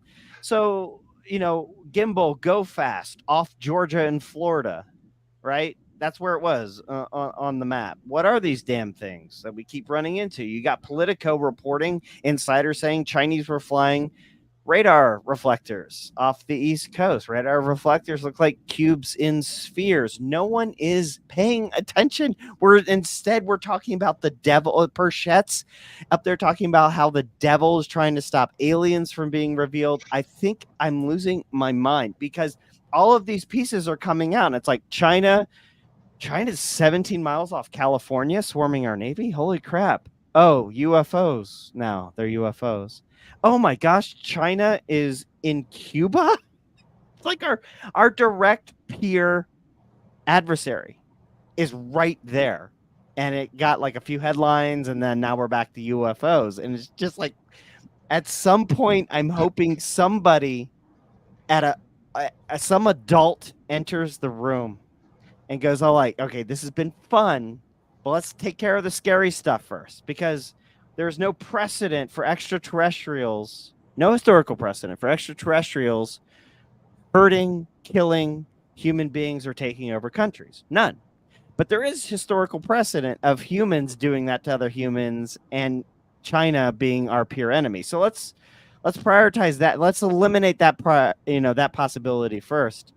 But no one's doing it. No one's stepping up to the plate and going like, okay, look, we really have to be honest here. And UFOs, that's great. Let's maybe shelve that for a sec. And let's just make absolutely sure that this isn't China. Because I'm tired of hearing it for every year. It's like every year for 5 years, it's like, well, it could be China. It could be alien, but it could be China or Russia too. And it's like, you're never going to arrive at it is or not. Like, what is Congress doing? Well, it would be it's hard to prove that it's all China. That's the thing. It would be a huge defeat for our national defense to admit it was China, correct? Just said the key word. You just said it. You just said it would be what for our national defense? A huge defeat. Right? A huge defeat, right? Yeah. It would be, right? Yeah. And so I honestly think that the catch-22 here is there has been a defeat. They were asleep at the wheel. And are they going to come out and just admit that? Does the military industrial complex have a history of coming out and holding a press conference and giving this face and then saying, you know what, we messed up. We were asleep at the wheel. We're just being here open and honest with you. We've allowed foreign adversaries through our net and over our nuclear facilities. And you know what? It's our fault. It's our fault. They're never going to do that. Why did they go public with the Chinese balloons that came out last year? Brilliant. Yeah. So let's talk about that. So the first Chinese balloon, the one that came out, the White House, this is per Bloomberg and other reporting. The White House initially, their plan was to, quote, downplay it and not reveal it to the American public. The first game plan of the Biden White House and the DOD was downplay this, hope no one sees it, never tell the American public. That's literally true. But what happened was a Montana newspaper photographer with an ultra long lens took a HD photo of the thing with the solar panels and stuff, and they published it. And at that point, it forced the White House's hand to A, acknowledge it, B, do something about it, because originally they were going to do nothing. Well, how long has that been going on? That policy. Do nothing, say nothing, downplay it, don't tell the public. That happened.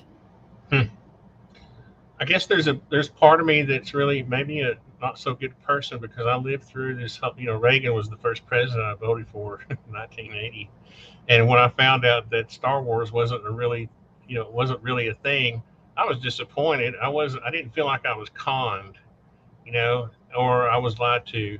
I just felt like that it needed to be done, and so that experience has led me to think this experience is not going to be something that disappoints me if I find out, they're covering for our defeat and national defense, having Chinese drones fly over our country. You know what I mean? Why? Right. I know some people are really, seem to get emotional about that, but I don't know. I didn't even know the Star Wars wasn't true. I mean, I moved to this country later in my life, but there was like more or less it's like you make your adversaries think you have something, and they're like, if you're able to convince them that you have something, but they can't see it, that does a couple things. A, they start investing money and wasting money in something that doesn't exist, right? So you're making them burn money that they can't necessarily afford to lose. But also it instills fear in your adversary. Oh crap, they have something special that we don't know about. Let's maybe not mess with them as much. They can shoot us from space. It's like lasers. Like it's like it makes them confused, and that is an old school playbook, counterintelligence playbook. Yeah. That is classic. You know, And it so decreases the panic of all the citizens too, because they think there's this, dome that's going to protect us. And but then wouldn't they release like the gimbal and the go fast and say, actually, guys, this is our technology, and then Chinese start freaking out, spending money on it. You know what though? None of his videos are impressive. Like Go Fast, Gimbal, none of that is impressive. I honestly think we're looking at lower tech basic stuff, in my opinion. I think we're looking at lower tech basic stuff because nothing happens in those videos. Go Fast is, come on, it's a balloon. It's a balloon moving at 40 miles an Gimbal hour. doesn't rotate. Gimbal is, I know people like Mick West think it's just another F-18. Well, he thinks it's potentially, I should add, could be, and I think at some point maybe drug runners, which I think is actually interesting because when you look at that area, there is a lot of drugs being run up. But I mean, the cartels have submarines. Yeah, They They can have have more drones money too. than God. You know, hey, they you, can have you drones. guys, you want me to blow your minds? What's the number one drug in America killing people? Fentanyl, Fentanyl. Okay, Yeah. and where's it coming from? Colombia, or It's coming. Where does it originate? China. China. Okay. China. Okay. Government reports, you can read them right now. That fentanyl is coming from China through Mexican cartels through the southern border. Now, have there been any interesting UAP stories at the southern border, Arizona, of the last few years? Yeah, have there? Yeah, there have been. We have aliens attacking Peruvians with jetpacks. Crash landings in New Mexico recently. We have multiple UAP cases at Arizona, New Mexico, Texas area, right at the border, and a couple of them, not all of them, but a couple of them coincide with just after huge fentanyl busts. I'm not making this up. So they Tucson, down in Tucson, there was a huge fentanyl bust. It was the biggest fentanyl bust in U.S. history. And like 2 weeks later, this crazy drone type UAP is doing circles around border control, and they can't keep up with it. It's literally doing loops around them. And then what I did is I was like, well, wait, does China have a relationship with the cartel? And they do, a growing relationship, because how convenient would that be to be at the doorstep of your adversary? Build a relationship with the people who live literally at the doorstep of your adversary. And poison the public with drug, something that would kill them with a tiny speck on it. Yeah, that's like a whole nother level. And to be honest, Yeah. like I don't have anything to point to that could prove that, but I have thought about that. There are many ways to kill your enemy without firing a bullet, and TikTok is one of them. TikTok?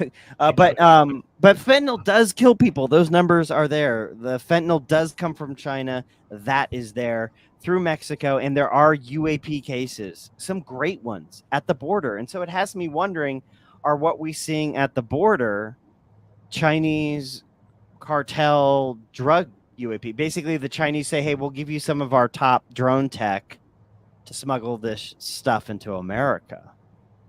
Stephen, I got a question for you. I'm going to switch gears, if that's okay, Tony. Oh, it's fine. So you and Alexei, please ask questions. All right, I'll go first. But okay, so a lot of this is nothing, balloons, Chinese. Let's say I was thinking is one thing that might separate an extreme skeptic with an extreme believer, that they have seen something extraordinary, and you haven't, let's say, like truly convincing.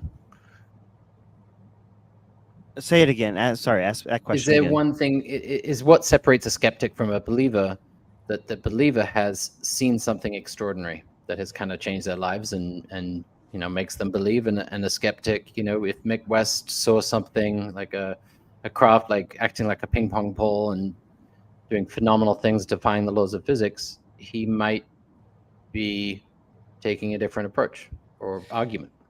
So the whole idea of seeing is believing, that kind of, well, believers believe because, almost by definition, because of faith. You believe in something, you don't necessarily know it, but you have faith that it's there. You believe it. But I wouldn't say all believers are believers because they saw something. I mean, I was a believer when I was a teenager. I didn't like see a UFO really when I was a teenager. I just really liked Spielberg movies and the X-Files. I was just like, this makes sense, This TV We, show is making a lot of sense, The we wanted to X-Files. see something when we were teenagers. We wanted to see something. Yeah, but a skeptic doesn't believe. It's like, what do we know? That's a question I ask all the time. What do we know? What actually know? Not what have we heard? Not what do we think, but what do we know? And when you really pick those out, just the what do we knows, pick all the what do we knows out and line them up. There's nothing fantastic there. There isn't. But There's but sometimes what have you seen? If you've seen it personally and it is so fantastical, or just astounding, and it's visible, and you just know it to be true, that can be a what do we know? What do I know? Well, it could be a what do I know, unless you were all there with me. It's a what do I know. But look, I've heard stories from people who I didn't think would be telling such a story that are eyebrow raising and interesting and weird. Like really, I've heard weird stories from people who shouldn't be telling weird stories and been like, wow, okay. And so there is a 2% part of my brain, 2% of me that catalogs that stuff and says, okay, maybe. Okay, maybe at the bottom in the other bucket, there is something. But unfortunately, and I really wish UFO believers would try to step outside of everything and look in. The people representing that whatever other right now are just terrible representatives. They're just horrible. But Stephen, I'm going to go back to that. But let's say you had that incredible experience, the story that you heard that gives you that 2%. Let's say you had that experience. How would that change?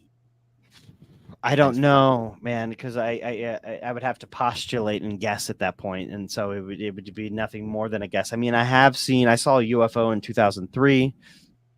It was a black triangle. It was, if you haven't seen my video report, I did a video report on it, but it was just literally two sticks like that, no body in the middle. It was just two sticks, black with blue lights on the bottom, silent, flying right over me.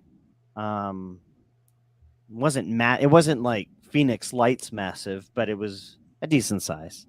Windy night, moving through the wind, and it was creepy, exhilarating, awesome. How far away was it from you? Well, it was a golf ball, size of a golf ball, at arm's length. It was under the clouds. There was low clouds that night, lowish white clouds that night, and it was under the clouds because I could see its black body against the clouds. And it was, I have no idea what the hell it was, but weirdly enough, JP Aerospace, if you go to jpaerospace.com, basically on their homepage, the exact object I saw is on their homepage. But I've reached out to them, and they claim that that's just a prototype, that it's not even operational, and that in 2003 it wasn't even, they had done nothing with it, and that there it was. I do know that JP Aerospace does contracts with the DoD and the military, and the military will often take stuff that they've produced and do their own thing with it. And I do know that where I was, Hill Air Force Base was nearish. So I think it might have been a dirigible of some kind of airship, perhaps, because it was silent. Then there's no way you keep something that big up in the air without it making some noise, unless it's like an airship or something like that. But I saw something, but that doesn't mean I take that leap to something unprecedented. It's like, what's precedented? What do humans make triangle looking things with blue lights that make no sound? Maybe, perhaps. But it might have set up your the belief that you had in 2017. It might have staged that a little for you, that experience. Yeah, well, in 2017, I was just like, how old was my kid? I just like had a kid, and I was just kind of humming through life and just kind of like chilling. And when the UFO news came out, I was like, man, this is rad. I was so stoked on it because I was like, man, this is all the stuff from when I was a kid that I always thought could be true, and now it is, and that's so exciting. But the excitement, soon when I had to get serious and get into it, that's when the fun went away. Because when you get into it, it all falls apart. The main story we were told falls apart completely. Is Nick Pope a believer, or where is he in all this? Because he presents as sort of objective, but then I don't know. I can't speak for Nick. I can't speak for Nick's beliefs. It's hard for me to speak for people's, beliefs, to say this person. I can speak to the caliber of their belief. I assume he believes it because he claims it on national news every other night. So He doesn't really claim it, though. He's reporting on what happened. Look, Nick claims a lot of things, man. Yeah, I mean, he's on every show. Can you report on it in the way that he does without insinuating that you're a believer? That's the question, really. Yeah. Right.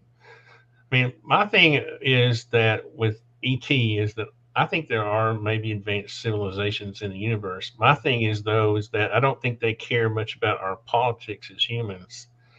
And I don't think they care enough about our intellect to have agreements with governments. And you know what I mean? So that's why I tend to lean towards the, covering our own technology kind of angle. And that's why I ask you to try to imagine what it might be if it wasn't, There have been a couple times. Look, I'll give you this. There have been a couple times where I've been like, okay, let's just assume it. Let's think for a second and follow the road of logic that it's alien or non-human intelligence, or at least a part of this is, right? What is there for me to hold on to? What is there for me at this point for me to hold on to? Then it's like mostly stories. Okay, so which stories should I prioritize over others? Which seem to have more kind of gravitas or more validity to them? Okay, so a David Grush off the bat. Initially, a David Grush is exactly who someone like me is looking for. Great. Someone who is not connected to the rest of this, a new name, fresh face. Great. Now we're going to get somewhere, or a Ryan Graves or something like this, But when you dig into all of that, those people, their claims, the specific on record statements, it also falls apart. It just falls apart. There's nothing meaty. There's nothing. And so I want that something meaty. And so I do that, Tony. I go in my head, I'm like, could the Wilson Davis document actually outline something completely accurate? Because to be honest with you, the Wilson Davis document, when I first saw it back in my credulous days, it rang true to me from a logical sense of like, oh, if this was true, this is probably how the government would do it, which is, we don't know what the hell this is. Let's lock it up, shut everything up, and while we try to figure this out.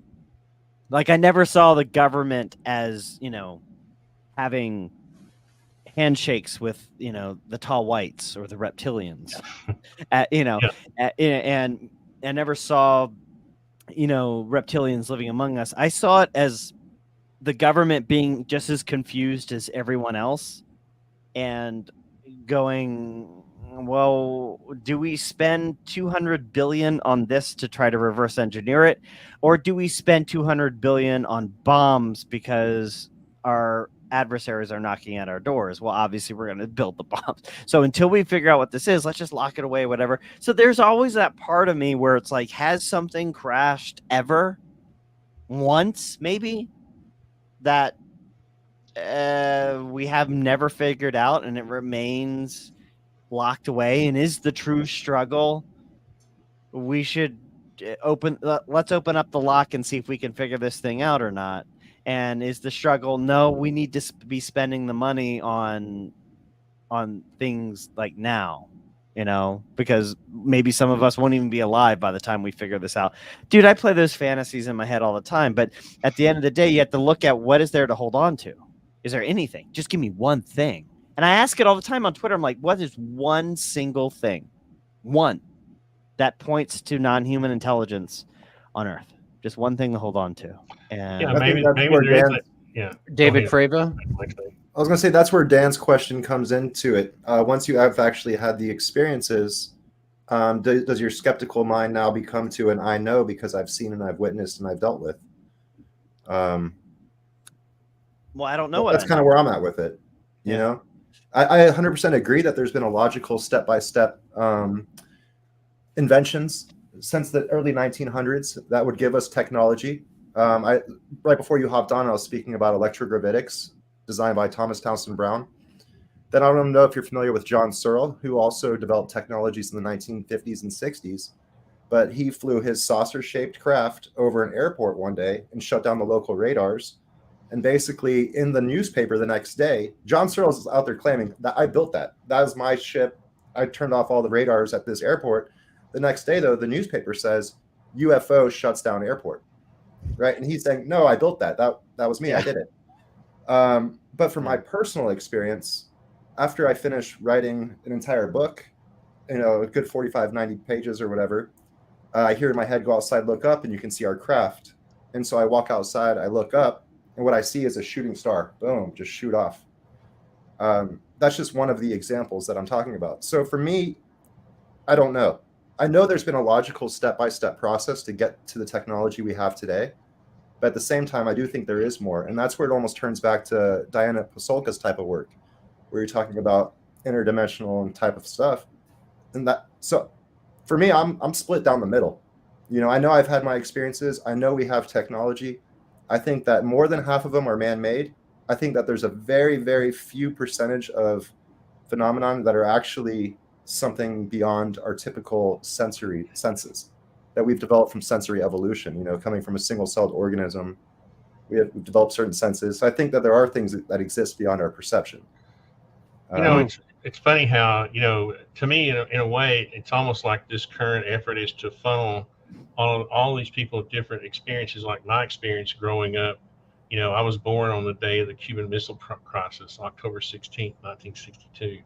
And my whole life has been, sort of seemingly based on, that sort of mentality. And, I lived through Reagan and the Star Wars and trying to take down the Soviet Union. And it was all sort of a manipulation of information to the public to get to a certain goal. Well, and that's where I know too. My perspective is that I don't really care if it's an effort like that now, but some younger person may have the perspective that they're being lied to. They're very upset because they're being lied to by their government. So it's almost like the current effort is to funnel all these different people with different perspectives down to this narrow view. I don't know. That's just my impression. I just wanted to say, to take that one step further, I also don't know, though, because I know that we have advanced radiation weapons, right, where you can actually direct a beam at someone's head and have them hear thoughts. That's true, man. That's crazy. Yeah, So, I've seen the patent for that. That's crazy. did I just have a brain? Did I just have a satellite zooming in on my? You know what I'm saying? So if it's not something beyond this, then there's definitely a targeted movement. That is a scary one. Let me put it that way. If that were the case. Yeah, I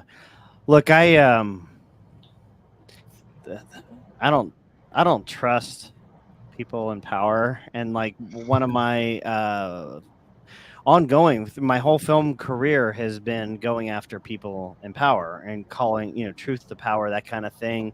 And there's some I am sure some shady stuff going on. My number one question right now is how much of this is intentional and how much of this is incidental, meaning how much of this is the Pentagon playing a game, and how much is this profiting from someone else's game. So they don't necessarily put it out there, but the Luz and the Chris Mellons and they're doing it. They're just going out there and doing it on their own, and the Pentagon's going like, hey, this kind of benefits us, like this is that they're just gonna go out there. And I mean, if you saw Mirage Men, which I love, it's just, gosh, I love that movie. There's a quote in there, and he says, you gotta, sometimes people are targeted and nudged in the intelligence community. They find those people who tend to be kind of fantasy prone or believing in whatever, and they're not briefed. They're not given a mission. They're just nudged a little bit, pushed in that direction, and they go out on their own and muck up the waters.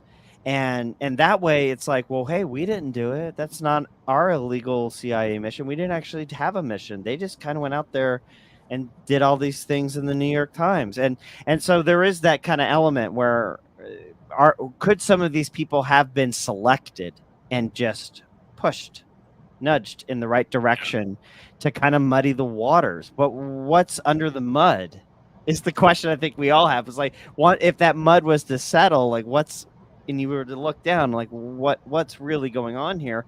And part of me thinks it's chaos. It's utter chaos. I honestly think there's a semblance of our military, of our government, that's in utter disarray right now. And we have to project strength and order despite that. And I honestly think our Pentagon was asleep at the wheel. I think Tyler Rogaway brings up an excellent point, which is the Pentagon for years and years and decades has always been about the big budgets and the big toys and the big weapons, right? It's always the big budget. We need the next big thing. And during that process, our adversaries learned how to spy on us with impunity with low cost, cheap, high reward things like balloons and drones. And the Pentagon, I think, kind of out of pride or hubris, just kind of didn't think any of that was a real threat until the drone technology is rather still emerging. It's emerging technology. There's still no full regulations and full laws about it. I mean, some of the stuff I've learned about that is just jaw dropping, but I think the Pentagon through hubris was asleep at the wheel, and they don't want to get in trouble for it at all. They would prefer everyone just read UFO headlines until they, from behind the scenes, get a handle on it. So that's where I'm the at. alternative that these NHI tech exist, and Grush says he knows where they are, and he'll share where they are in this skiff.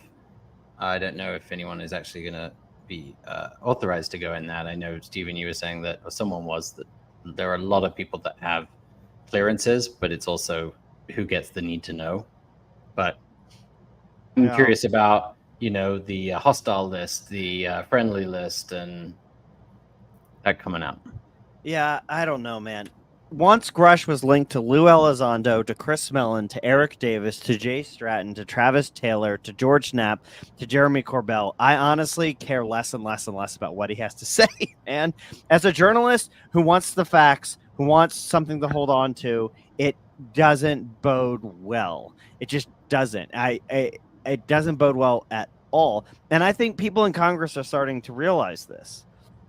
Jeremy Corbell and George Knapp, I think when ufology looks back in a few years, in retrospect, them insisting to be sitting front and center to visually, proudly say we are one of the main reasons this is happening, and the main reasons that Grush is here, and all of this stuff. Ufology will look back and groan at that moment, because it's just it was a torpedo, in my opinion. I mean, when you, as a journalist who's mostly gotten on the outside looking in, I'm like, I don't know how they're gonna dig themselves out of here. Like, less and less people are gonna take them seriously. But look, with Grush, he doesn't know where the bodies are. He knows that someone else told him where the bodies are, right? Someone told me all this stuff. Other people, multiple people told me all this stuff. So if I'm a police officer, for example, law enforcement, and some guy comes up to me and says, yo, that guy down the street says he knows where the killer's hiding or where the body is, I'm not going to take that guy in for questioning. I want to talk to that guy, the guy who actually knows. So all this talk of Grush. But David knows where the craft is hidden. Didn't you say that? Yeah. Well, he was told, right? Yeah, he knows the guy who knows where it's hidden. Right. You know? He writes in his congressional testimony, my testimony is based on like interviews with dozens and dozens of people who I consider credible. So I find what they have to say to be credible. Now, he may, because he believes what he was told to be true, he can say, I know where the bodies are because I believe what I was told is true because I believe in the people who told me. But I want to know who these people We'd still are. want to check out the location, though. Sure. Why not? Let's go. That would be too easy. Yeah. If we could Well, I find think that's the find- next step, right? So apparently, allegedly, he handed them a list of information, and now it's their job to go and follow through.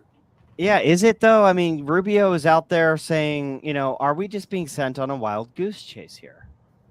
I mean, Rubio says that. And he said, could some of these people just be crazy? And are they wasting our time by sending us on a wild goose chase? I think you need to start confirming some things. I don't think Congress should be jumping out, gallivanting Indiana Jones style around the world looking for alien temples just because every time a UFO whistleblower gives them a GPS coordinate, it's like so much time would be wasted.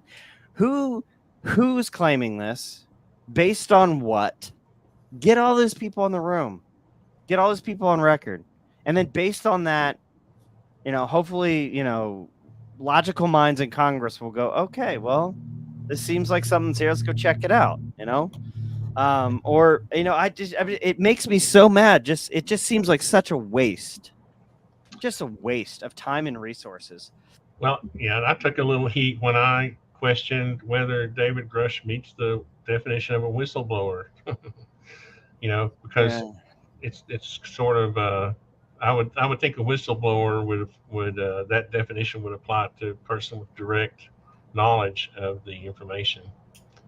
But yeah, and also they bring something, right? I mean, when you look at Daniel Ellsberg or whoever, it's like they're bringing like boxes of documents and they're bringing something.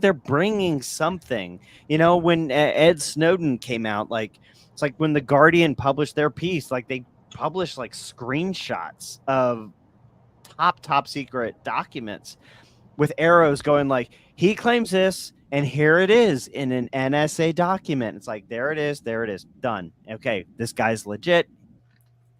Whether he broke the law or for whatever nefarious reason, but like he actually revealed stuff, and in retrospect, probably helped inform the public of something they probably should have known about that was being withheld by the government.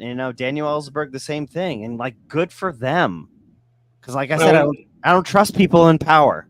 I don't trust Russ Coldhard said, just for the record, Russ Coldhard said that he was not a whistleblower, like that he didn't meet definition for a whistleblower. Well, and here's the thing too: he's not going to be held up like Julian Assange in a embassy for years and years.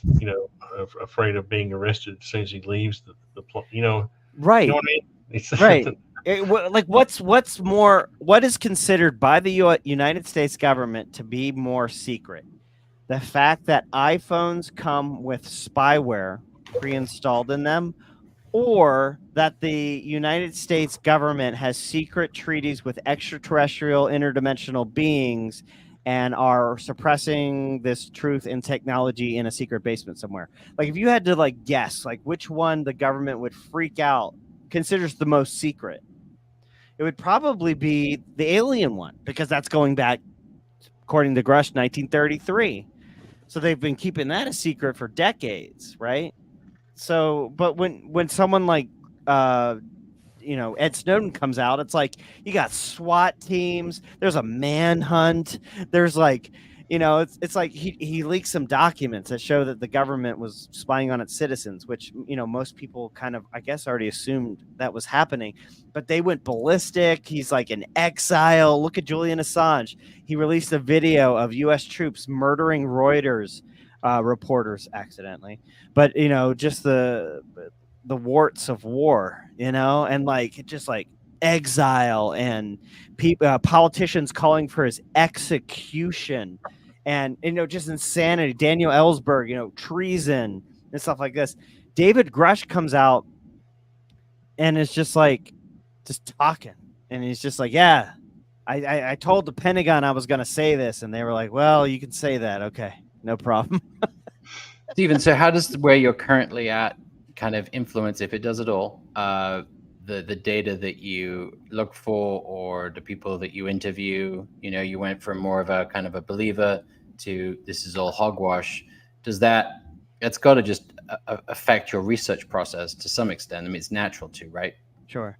Yeah, I wouldn't. I mean, I'm not either or. So this isn't all hogwash, because there is a problem in our skies. We have a problem in our skies, and it's multifaceted. It's a different problem. I don't think aliens is part of that problem, but I don't think this is all hogwash. I think we have it's all about branding. The problem has been incorrectly branded, and incorrectly marketed. The problem is something else, but the wrong problem has gotten all the headlines. So, would you consider interviewing some experiences again, or are you too far on the dark side now? I don't know. I would have to have a reason to. I mean, for example, I did a episode with Nick on alien abduction. We did a whole episode on alien abduction, and during my research on that, I talked to Terry Lovelace, and communicated with him about his book, about his experiences, and read up communicated with Travis Walton, people like this. So that because I had a journalistic interest in it for that episode, but just in general, I currently have no pressing interest in alien abduction beyond what I've already reported on and what I've already done. And because your agenda is different now, based on data that you found to change that, maybe agenda is not the direction. Yeah, I don't know. Like I have a lot.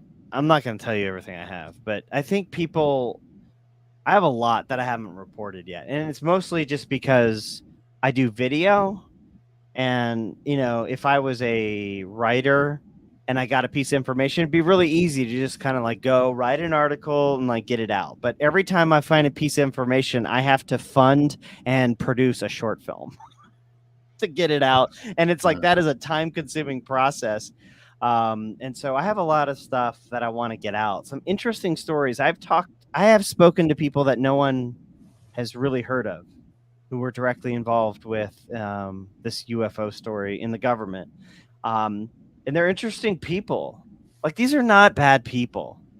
A lot of these aren't bad people, like bad people. I don't believe they're paranormal claims, but there are a lot of people out there that have good intentions and they think they're doing something good. And so it's nuanced and interesting, and I have some more stories to tell. But yeah, anyone here religious or grew up religious? Anyone else? I grew up in a Baptist church. I wouldn't call myself religious. I would say I don't mean I'm not a good example as a Christian, but I have told my story here several times. I grew up, Christian too. Christian. I mean, I'm currently a Christian, but I don't try to, proselytize other people. I'm not trying to save the world. I'm just happy to be saved myself. Sure. I went to a Greek Orthodox middle school, so every morning we had mass. But I would say I'm more spiritual than anything. Okay, cool. Yeah. Because since I went dark side, or since I went really skeptical, and I took the gloves off, the reactions, a lot of the reactions I've gotten harken back to the reactions I got when I started to leave or question the Mormon church. I grew up Mormon in the Mormon religion. And when I would bring things up, like I would in the church, in the actual church, I would go, yo, like, what's this document here? I found this court document from the 1800s that shows that Joseph Smith was convicted of fraud. For claiming magical things and was convicted of fraud. And he's supposedly the founder of our church. Like, what's up with that? And I hardly never got a rational response. It was always vitriol. Well, how dare you even look into that? Or how dare you even bring that up? You are just like, you're going down a dark path. And I'm like, well, no, it's a real document. I just want someone to, I asked. I'm not saying that there are a lot of, religious people persecuted for what they believe. That's another. You could say that instead of getting upset about it, right? Right, but it was a very kind of But then they should have addressed vitriolic. that argument, right, in that document. And Yeah, They Yeah. didn't want to address it. They didn't want to. No one really wanted to even acknowledge that was true. They didn't even want to acknowledge the document I was holding in front of them because it threatened potentially their entire belief system, which they had self-defined. They had built their whole lives around this, belief Now, in this religion. that's It's one something thing. that, Yeah, yeah, that's one thing I don't understand because I grew up in the church. We were taught that the God created everything. So I'm accepting the fact that there may be other civilizations out there that were created. I'm not threatened. I really don't understand that argument, to be honest with you. yeah, A true Christian would think that God created the universe. Therefore, is the Earth the only thing in existence? I don't think so. right. So I don't. Well, I don't. Harry Reid certainly thought so. Harry Reid certainly believed that. And Harry Reid was very open about that because, the Mormons do teach that there are worlds without numbers, that interdimensional, multi-dimensions, parallel this, universe that. And so when you start to look at some of that stuff, and his involvement or interest, at least, with the paranormal and Skinwalker Ranch and what they're looking for out there, kind of things start to click. yeah, Brandon Fugal mentioned a couple of weeks ago. He was saying, the Catholic Church and the Vatican are now believing that. But the Mormon Church has always believed that, so they've been kind of ahead of the game in that regard.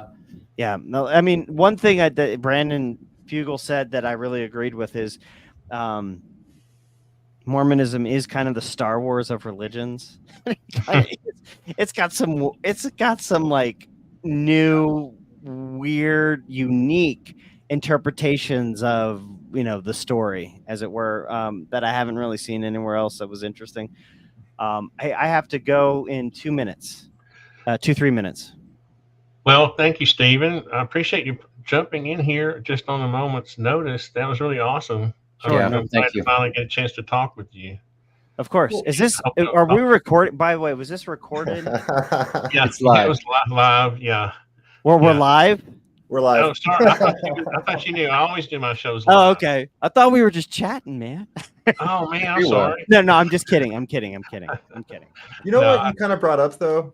Yeah. Maybe you didn't say it, but you kind of brought up the Werner von Braun deathbed thing in a way when you're talking about how it's almost a cover for a bigger motion or a bigger action. That kind of is in line with what Werner von Braun was saying, allegedly, Mhm. that the last card that the in quotes the deep state or the governments would play is the fake UFO invasion. That's something Right. that's always on the back of my mind. My barber, the guy who cuts my hair, he believes that to his core. Like that's his theory. Like when I bring this up to him, he believes that it's like the fake alien invasion, one world government, new world order, Illuminati. And it's like, yeah. Let That's me mention one more man. thing. One Yeah. more thing before you go. Yeah. You mentioned chaos earlier, Yeah. and I really wish that people on all sides. I feel like I'm kind of down the middle. I wish the rabid believers and the rabid disbelievers would come together and chill, so that we could kind of sort of freak out those who are trying to cause the chaos. I do wish we could get rid of some of the vitriol on both sides. Mm-hmm. And that's just I don't know. That's just a general comment. I Well, think there's There's enough, one thing that would do that. You know what would do that? this some kind of Transparency. disclosure. Yeah, transparency. Transparency. Good point. Honesty. Good point. Yep. Stop having Ross Coulthart go on stage and be asked, "Hey, do you know what the aliens are? Like what they're made up of, and like what they are?" And he goes, "I do," and then nothing else. It's like, come on. At I some have point, not heard him say that, Stephen. yeah. Tell us where the bodies are. Tell us where the spaceships are. Everyone needs to share information. When there is no information, there is a vacuum, and in that vacuum comes chaos. In that pit of nothingness comes chaos. But the more you fill in the pit with information, transparency, the more kind of like there's less leeway for that pendulum to swing. So I would say transparency. Push the people calling for transparency right now are the least transparent people. They're withholding. Oh, it's my NDA. They're withholding so much information, or at least claiming to. The people pushing for transparency or some of the least transparent. I think that should change. That's a great final note to end on. That was a real lightning bolt and thunder. If you heard that, I was going to say, what are you There you you calling? go. Are you doing CE5 in your living No, room? it's a huge storm in South Carolina right now. Well, I agree with that statement too. And you can give away information without giving away sources. And Right. if he's going to sit there and say I do, well, you don't need to give away information, Right. or the sources. But you can still give away information. Exactly. Yeah. Well, thank you. Thanks again, Stephen. Thanks. I appreciate Sure. you. You're welcome. I'll come back sometime when we have more information. Of course, this was so chill. I loved this. This was awesome. Oh, I love to keep it chill. I don't like the gotcha stuff. I don't like the, that's what I'm trying to do is bring some kind of civility to this whole thing. So I appreciate you coming in. Really Sure. do. Bye, guys. Thank you. Well, I think this That was is what awesome. I was going to say. Dan? It's probably a good time for me to head out too. I was planning on being on for maybe an hour and a half or so. It's already like Oh, bless you, man. I'm sorry. No worries. Yeah, Alexei. I'm sorry I didn't get to you more for questions. I Sorry about enjoyed that. listening. I I feel like I appreciate said you what I always had to bring say. you bring that different perspective to the conversation. I really appreciate it. Well, I like how Dan mentioned, like, what does it take for, a non-believer to start becoming a believer? And I think that the personal experience is a really big part of that. And that's why you could say that's why I'm not a believer. I'm like a knower that there's more that exists beyond our perception. But that doesn't mean that I believe everything we see in the sky is alien, because I think there's a step-by-step logical approach to a lot of the technology since the early 1900s. What I thought about is the opposite of the placebo, right? It is where maybe Stephen is kind of at. I think he seems impenetrable right now to make, and this is just my interpretation, but let's say I'm coming with an experience, or I'm coming with an argument, or even documentation. I mean, he's going to look for reasons why it's bullshit. Maybe that's kind of a vibe I get, and I really like the guy, great filmmaker and all that. We chat on, but it can be so easy to go into that sort of on the dark side, right? Where it's hard to see light. Like I've just seen a freaking light in the sky, and I see nothing. You didn't see anything. Yeah, Well, but that's where I really do appreciate his perspective as well, because he's digging into places that I wouldn't go. When he's doing his FOIA requests, when he's doing his background checks and all that kind of stuff, I would never do that. Yes. And so I think I it's think important. I think we get stuck in personal ruts. Somehow we kind of railroad ourselves sometimes into going down the same track. And we feel like we produce a certain amount of content as content creators, and we feel like we have a little success, and our viewers love it. We keep going down that track, and we can't diversify, and we can't be objective. You know what I mean? On both sides. That's kind of the barrier I'm trying to break here. And, That stands true for any aspect too. Not even content creation, but making someone happy. Like if you made a good cup of coffee, you're going to keep making that cup of coffee the same way, right? It doesn't. Yeah. I just use the analogy of the content creator, because just about everyone involved is a YouTuber or some kind of content creator. And we're all love our supporters and our viewers. I know I could get sucked into another 30 minutes easy, so I should probably just take off. Thank you. Thanks, Dan. Hold on Thanks, just a Alexei. second, Dan, if you don't mind. I wanted to say thank you too. Dan, great speaking with you. Artisan, Likewise. thank you for having me on. I appreciate it. Thanks again. Yes, sir. Have a great night. See you. too. Bye. Yep. I just wanted to thank you for having Stephen jump in, and I'm glad that he commented on the fact that it was chill, because that was really the goal. It's always the goal, actually. So I think you help. You're always, you're that sort of, I don't want to say chill voice, but level-headed voice. You don't get too emotional about what you believe. I think that's what we need to do, is somehow control our emotions. Yeah, I mean, for some, the stakes feel pretty high, and I've learned a lot from Stephen. I really have. I don't agree on everything. I mean, the ATIP thing, I believe it did exist. Yeah, was it part-time? Was it voluntary? Was he paid? No, it wasn't. Was that the unclassified name? And I've read all the documents, but Ew, that was you a good heard that? I You saw probably saw that in the window. Yeah. That's cool to have live. Every night in South Carolina is pretty bad, but no, I try to be. I want to, I want to guide, challenge, support. I want to learn. It's sort of tough to, I wanted to sort of say to Stephen, challenge some of those things, but he's got this massive knowledge that I don't have. I'm a full-time therapist with programs, and but he's done some good work. I just hope that he really listens to human experiences again, because that's still valid data. There's power in subjective data. There's power in objective data. There's power in quantitative and qualitative, but collectively they all have power and validity and reliability. Some less than others, but we've got to get all that data and really respect people's experiences, because as a psychologist, that's what I live in, that world, that emotional world, that factual, historical, subjective, objective world in a healing context. But often that healing context is understanding their journey, their experiences. So that's really what I'm interested in, is understanding and being there for those people, the traumatic side of those experiences, of experiencers, the factual side. I think that's the most interesting for me, that this sort of human story part of it. I was sitting here thinking, and I wanted to mention this to you.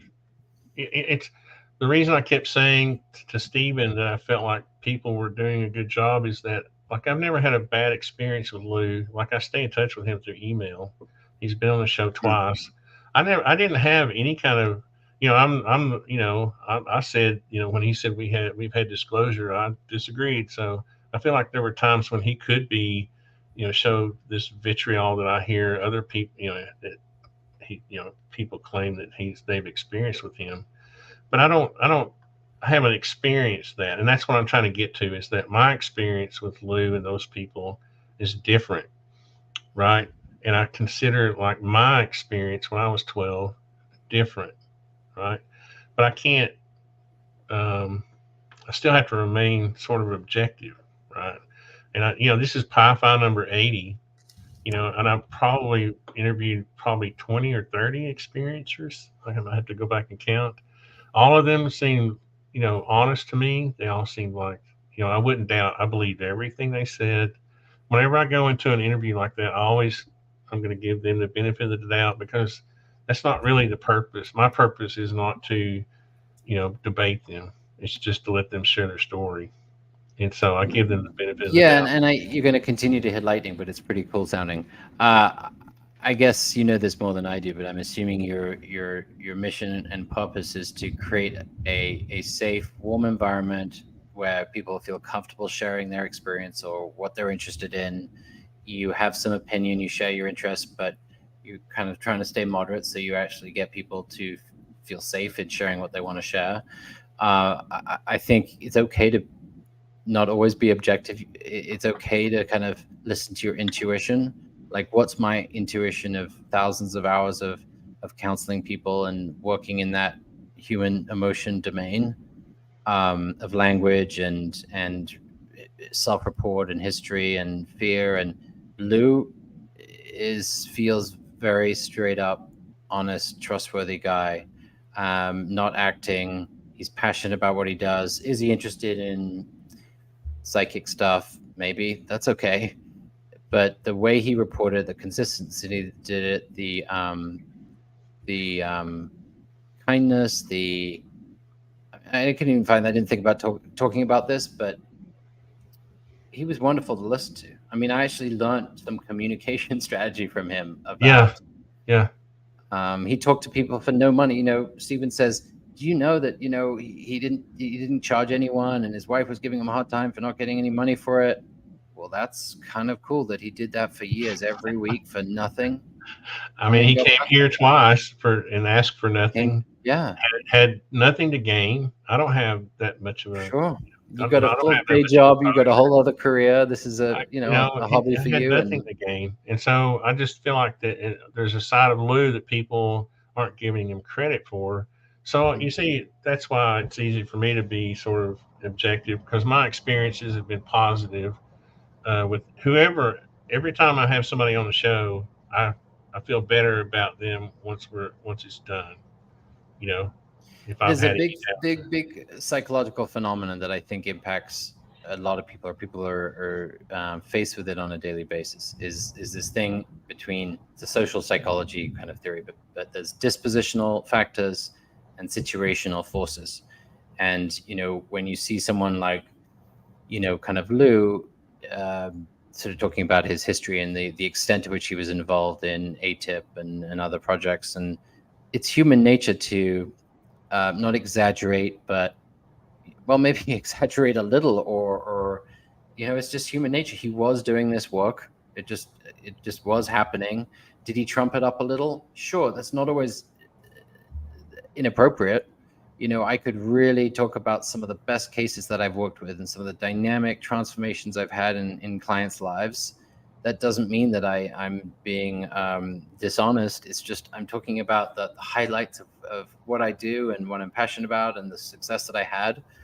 And it's so easy in this world to think it's disposition, it's who they are. No, we're all pretty similar. There's situational factors and forces. You hit someone someone hits you with their car, and you're going to say, oh, they're a bad driver, or no, maybe they had a bad day, maybe something else distracted them.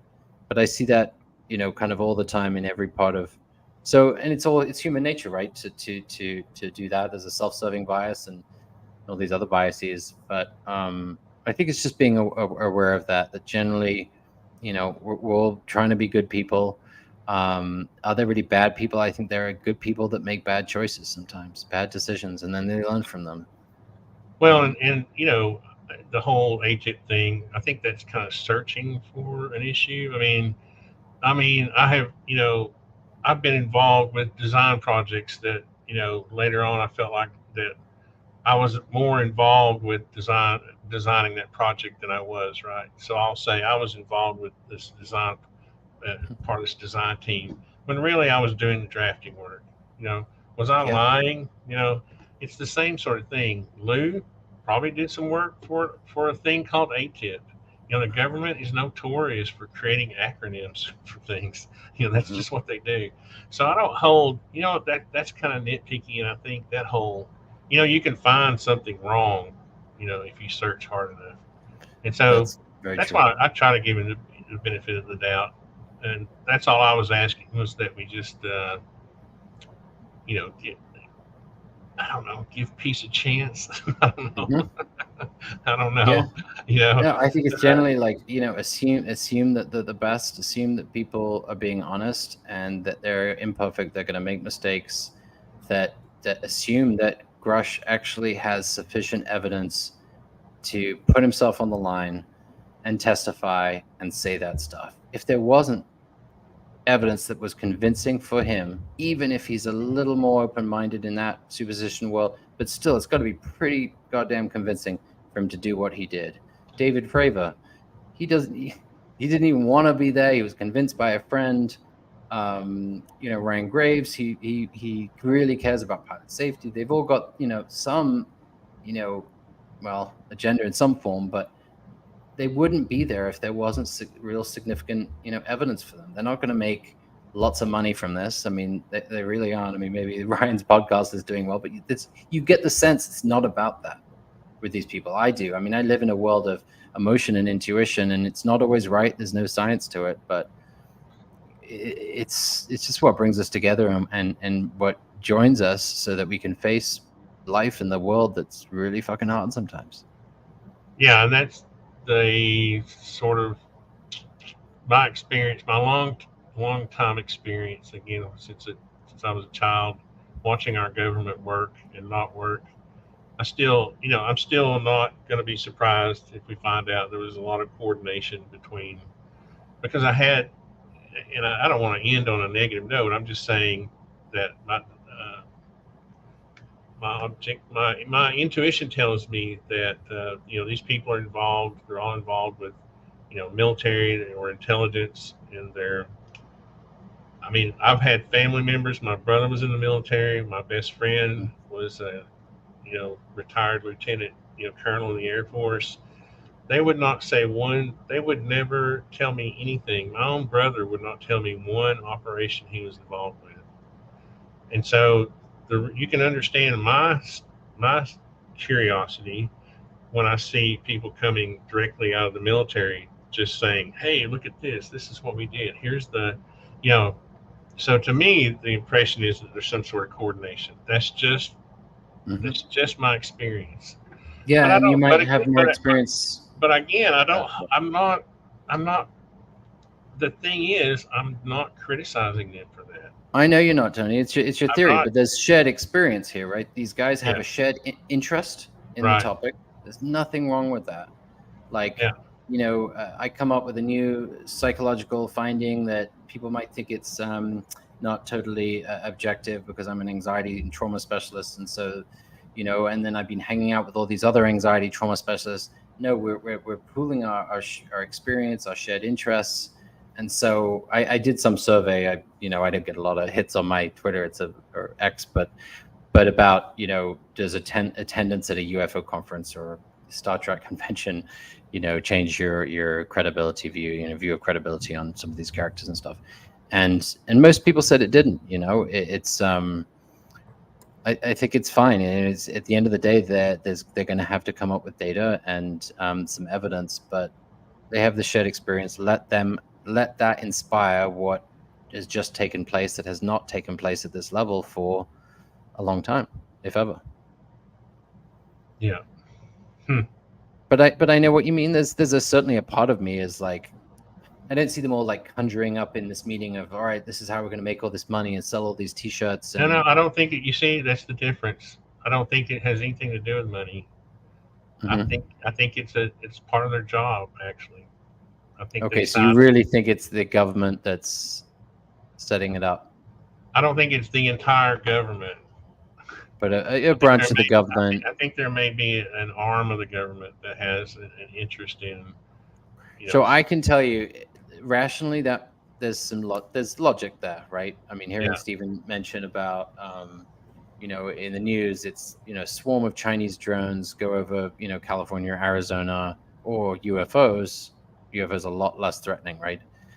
So I understand that, but hearing all these people, I just don't. Grush, I can't really speak to, but I didn't get that vibe with anyone. Why don't we have people outside of the military or the intelligence community?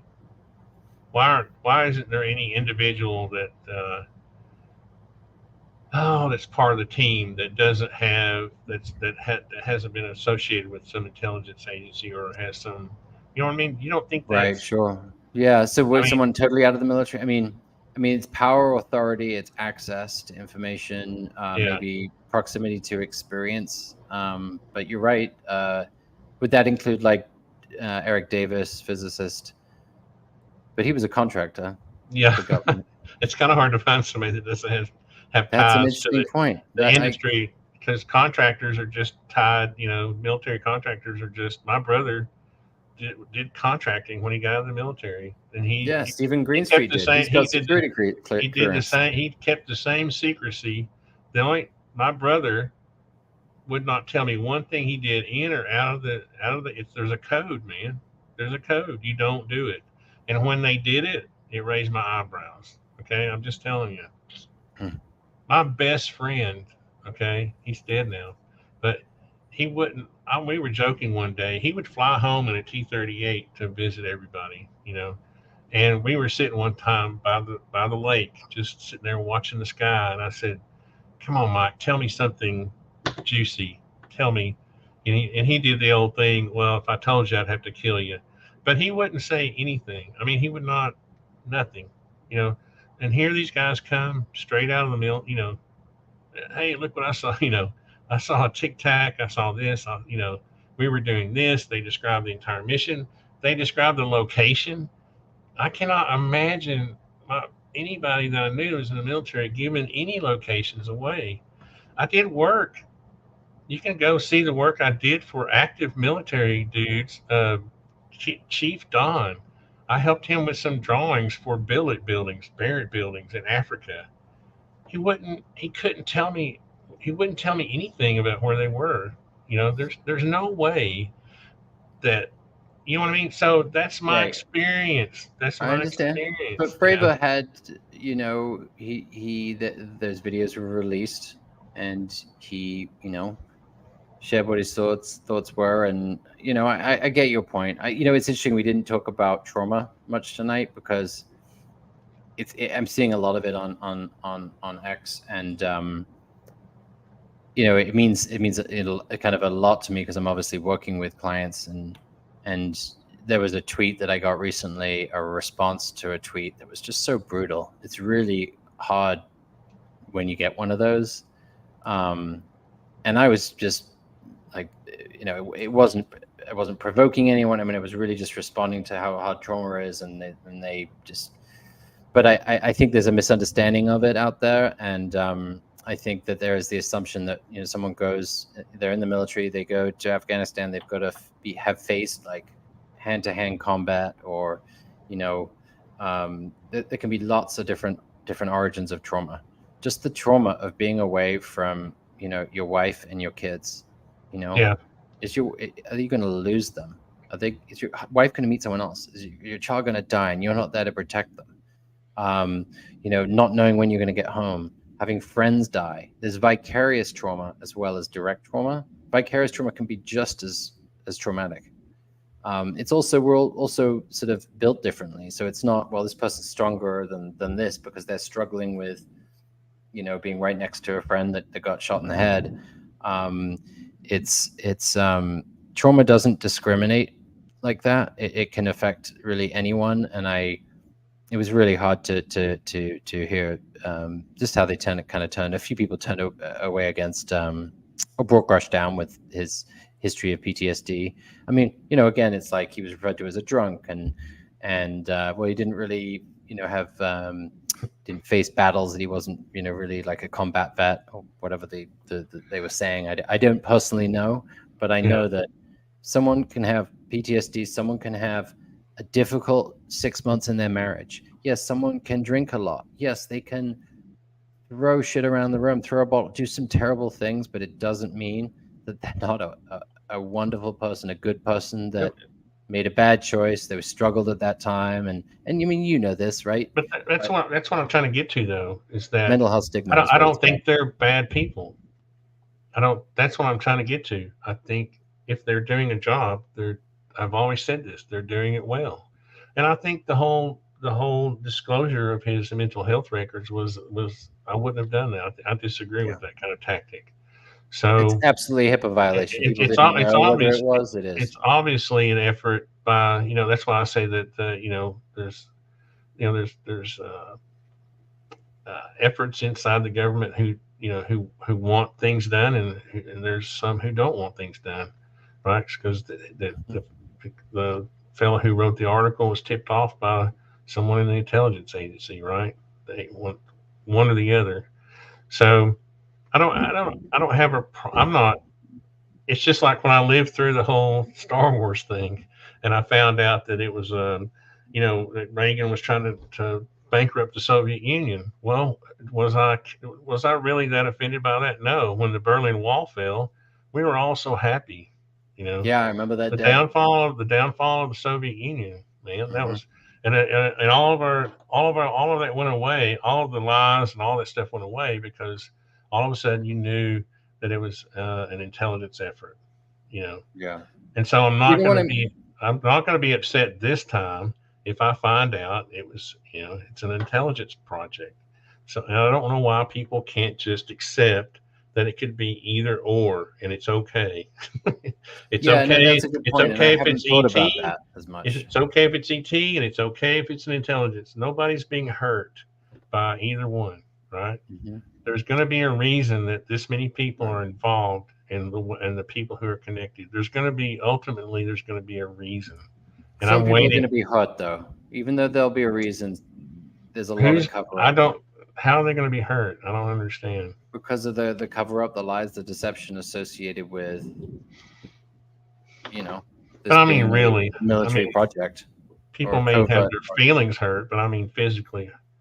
Right, not physically. But it just got me thinking, Tony, for a second about that. I probably have a bias as a mental health clinician, where I'm trained as a PhD. I do, 4 years of research, 4 years of clinical work. It's a long kind of process, and you're trained as a scientist, practitioner, scholar.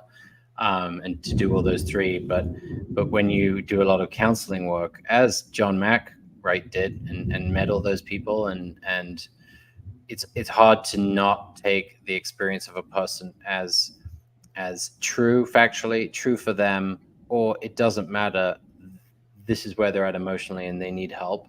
So I'm going to be for them.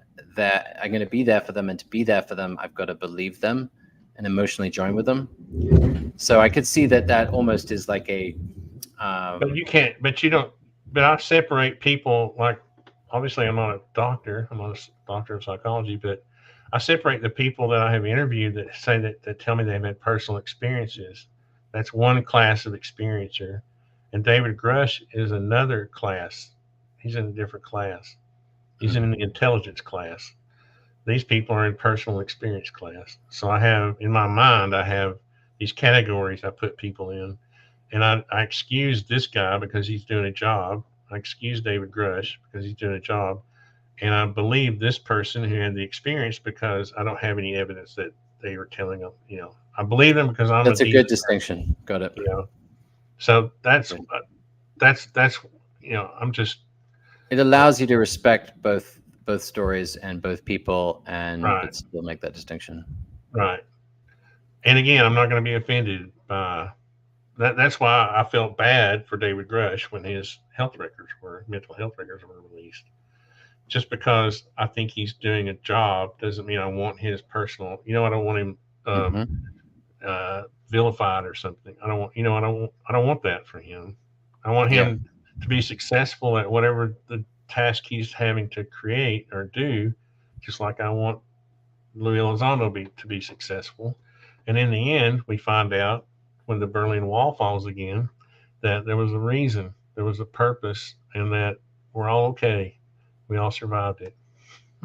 Yeah. Oh my gosh, I remember as a kid, the thing that used to scare me the most was this cartoon called oh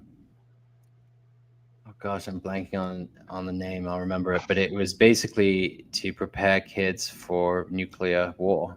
I was born in 77, so mid to late 80s, we were doing all the sort of ducking under the tables and all the drills, but I would have nightmares, and then we were very close in England. We're close to West Berlin and East Berlin, where all the missiles were, and then we had IRA bombings in London. I was very close to there was a bombing at Harrods, and I was just one street over when that bomb happened, blew up the whole Harrods department store. But I just, I don't know how I segued there, but well, and I grew up during the Cold War, right, in the 60s, 70s, and not only that we had a nuclear plant in town, Sequoia nuclear plant, just up the road. So in elementary school, we were taught how to get under our desks, and we were also given iodine tablets to take home and keep in our medicine cabinets. The government supplied those through the schools to students, and well, they did in our area. I don't know if it was nationwide, or it may have been because of our proximity to the nuclear plant. And what were those tablets for? In case we were exposed to radiation. Now, I think it was related to the Sequoia nuclear plant. It wasn't part of the whole Cold War thing. It was just they coincided with the, I guess, iodine tablets, right? Whatever tablets you're supposed to take to reduce the having something to do with impact of radiation. I think it keeps your thyroid from absorbing the radiation. I think that's what it is. Yeah. But yeah, see, everybody has these different perspectives on this thing.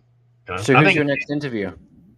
Well, believe it or not, it's Tim Burchett tomorrow at 3:00. Tomorrow at 3. Good. I'm thinking about snipping out a few things that Greenstreet said. Yeah, I'm sure it's a cumulative process of learning, doing what you do, and it's really cool.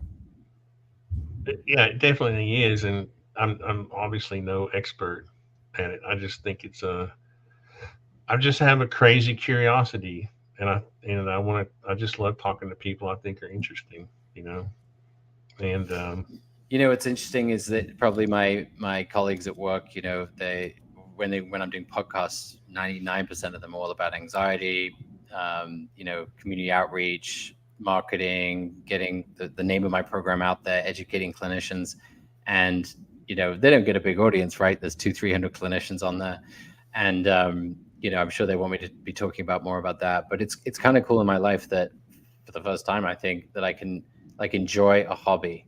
It's sort of like it's become a hobby, learning about sort of ufology, and it's more than that. It's right. It's about fear and belief and superstition and spirituality and philosophy, and it has so much involved. So I've learned a lot of wonderful people. I mean, met a lot of wonderful people. I wouldn't have had that great experience with Brandon. I wouldn't be here talking to you all.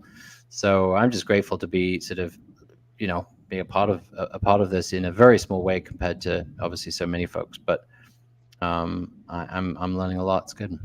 I really appreciate you doing what you're doing. I think it takes a bit of bravery, really, to put yourself out there like that.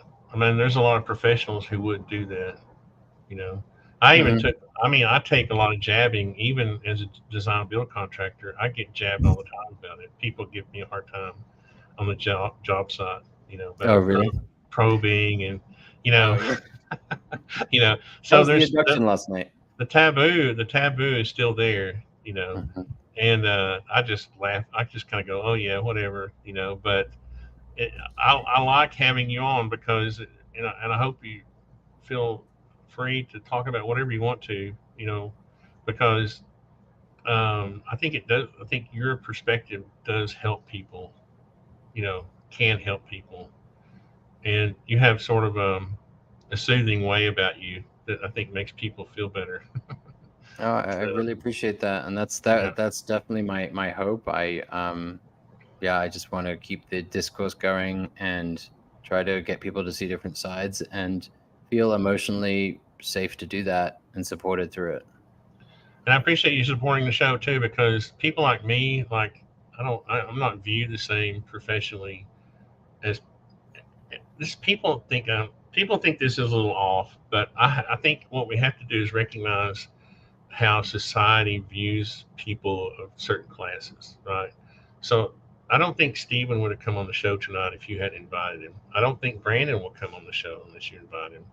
And it's because I don't present the air of professionalism or experience or, and that's the way society is. And I think we have to recognize our where we are, not to put ourselves not to pigeonhole ourselves, but to actually break out of any kind of trench that we've put ourselves in.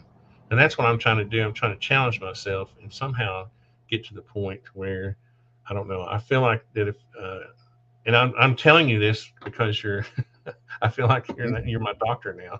That's right.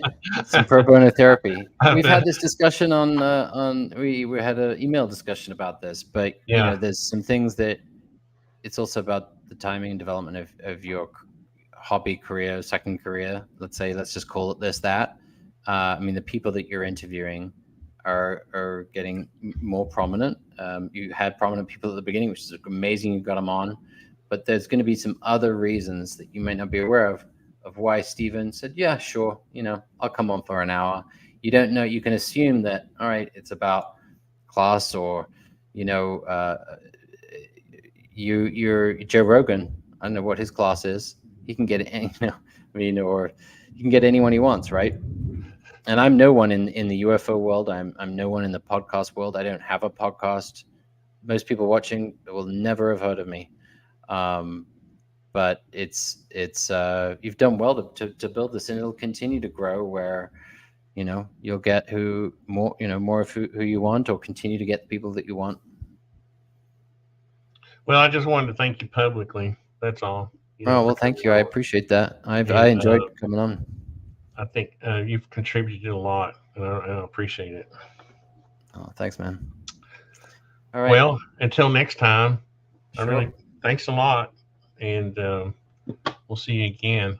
We'll have to do another roundtable with just you and Alexei and I. Yeah, maybe it's all right. I know Stephen. I knew he would dominate a little, but I kind of wanted to hear from him. I wanted to see if we could get him to be a bit more flexible. And No, that's perfectly. That was really good. That was a really good hour, you know. And, Yeah. Thanks for doing that. Oh, no worries, man. All right, have a good night. All right, you too. Thanks. See ya. All right, and thanks everybody in the audience. JD, Crystal Shaman, who else? Daniel Boone, long time viewer. Kurt. Who else? JD, Crystal Shaman. No, it does warm my heart to see you guys out there. It's hard to follow the conversation on both sides, but I appreciate you guys. And because really, I mean, it wouldn't be anything without people in the comments commenting. I don't know how many times it's given me a thought. It sent me down either a rabbit hole or a good rabbit hole. Whenever I see a comment, it gives me a thought. So I appreciate it. And I'm going to play my son's new intro music, Alex, on the way out. And he just created this just a couple of weeks ago. And I love both my sons. They're both professional musicians and they help me out a lot. And I will see you guys tomorrow at 3 if you can make it.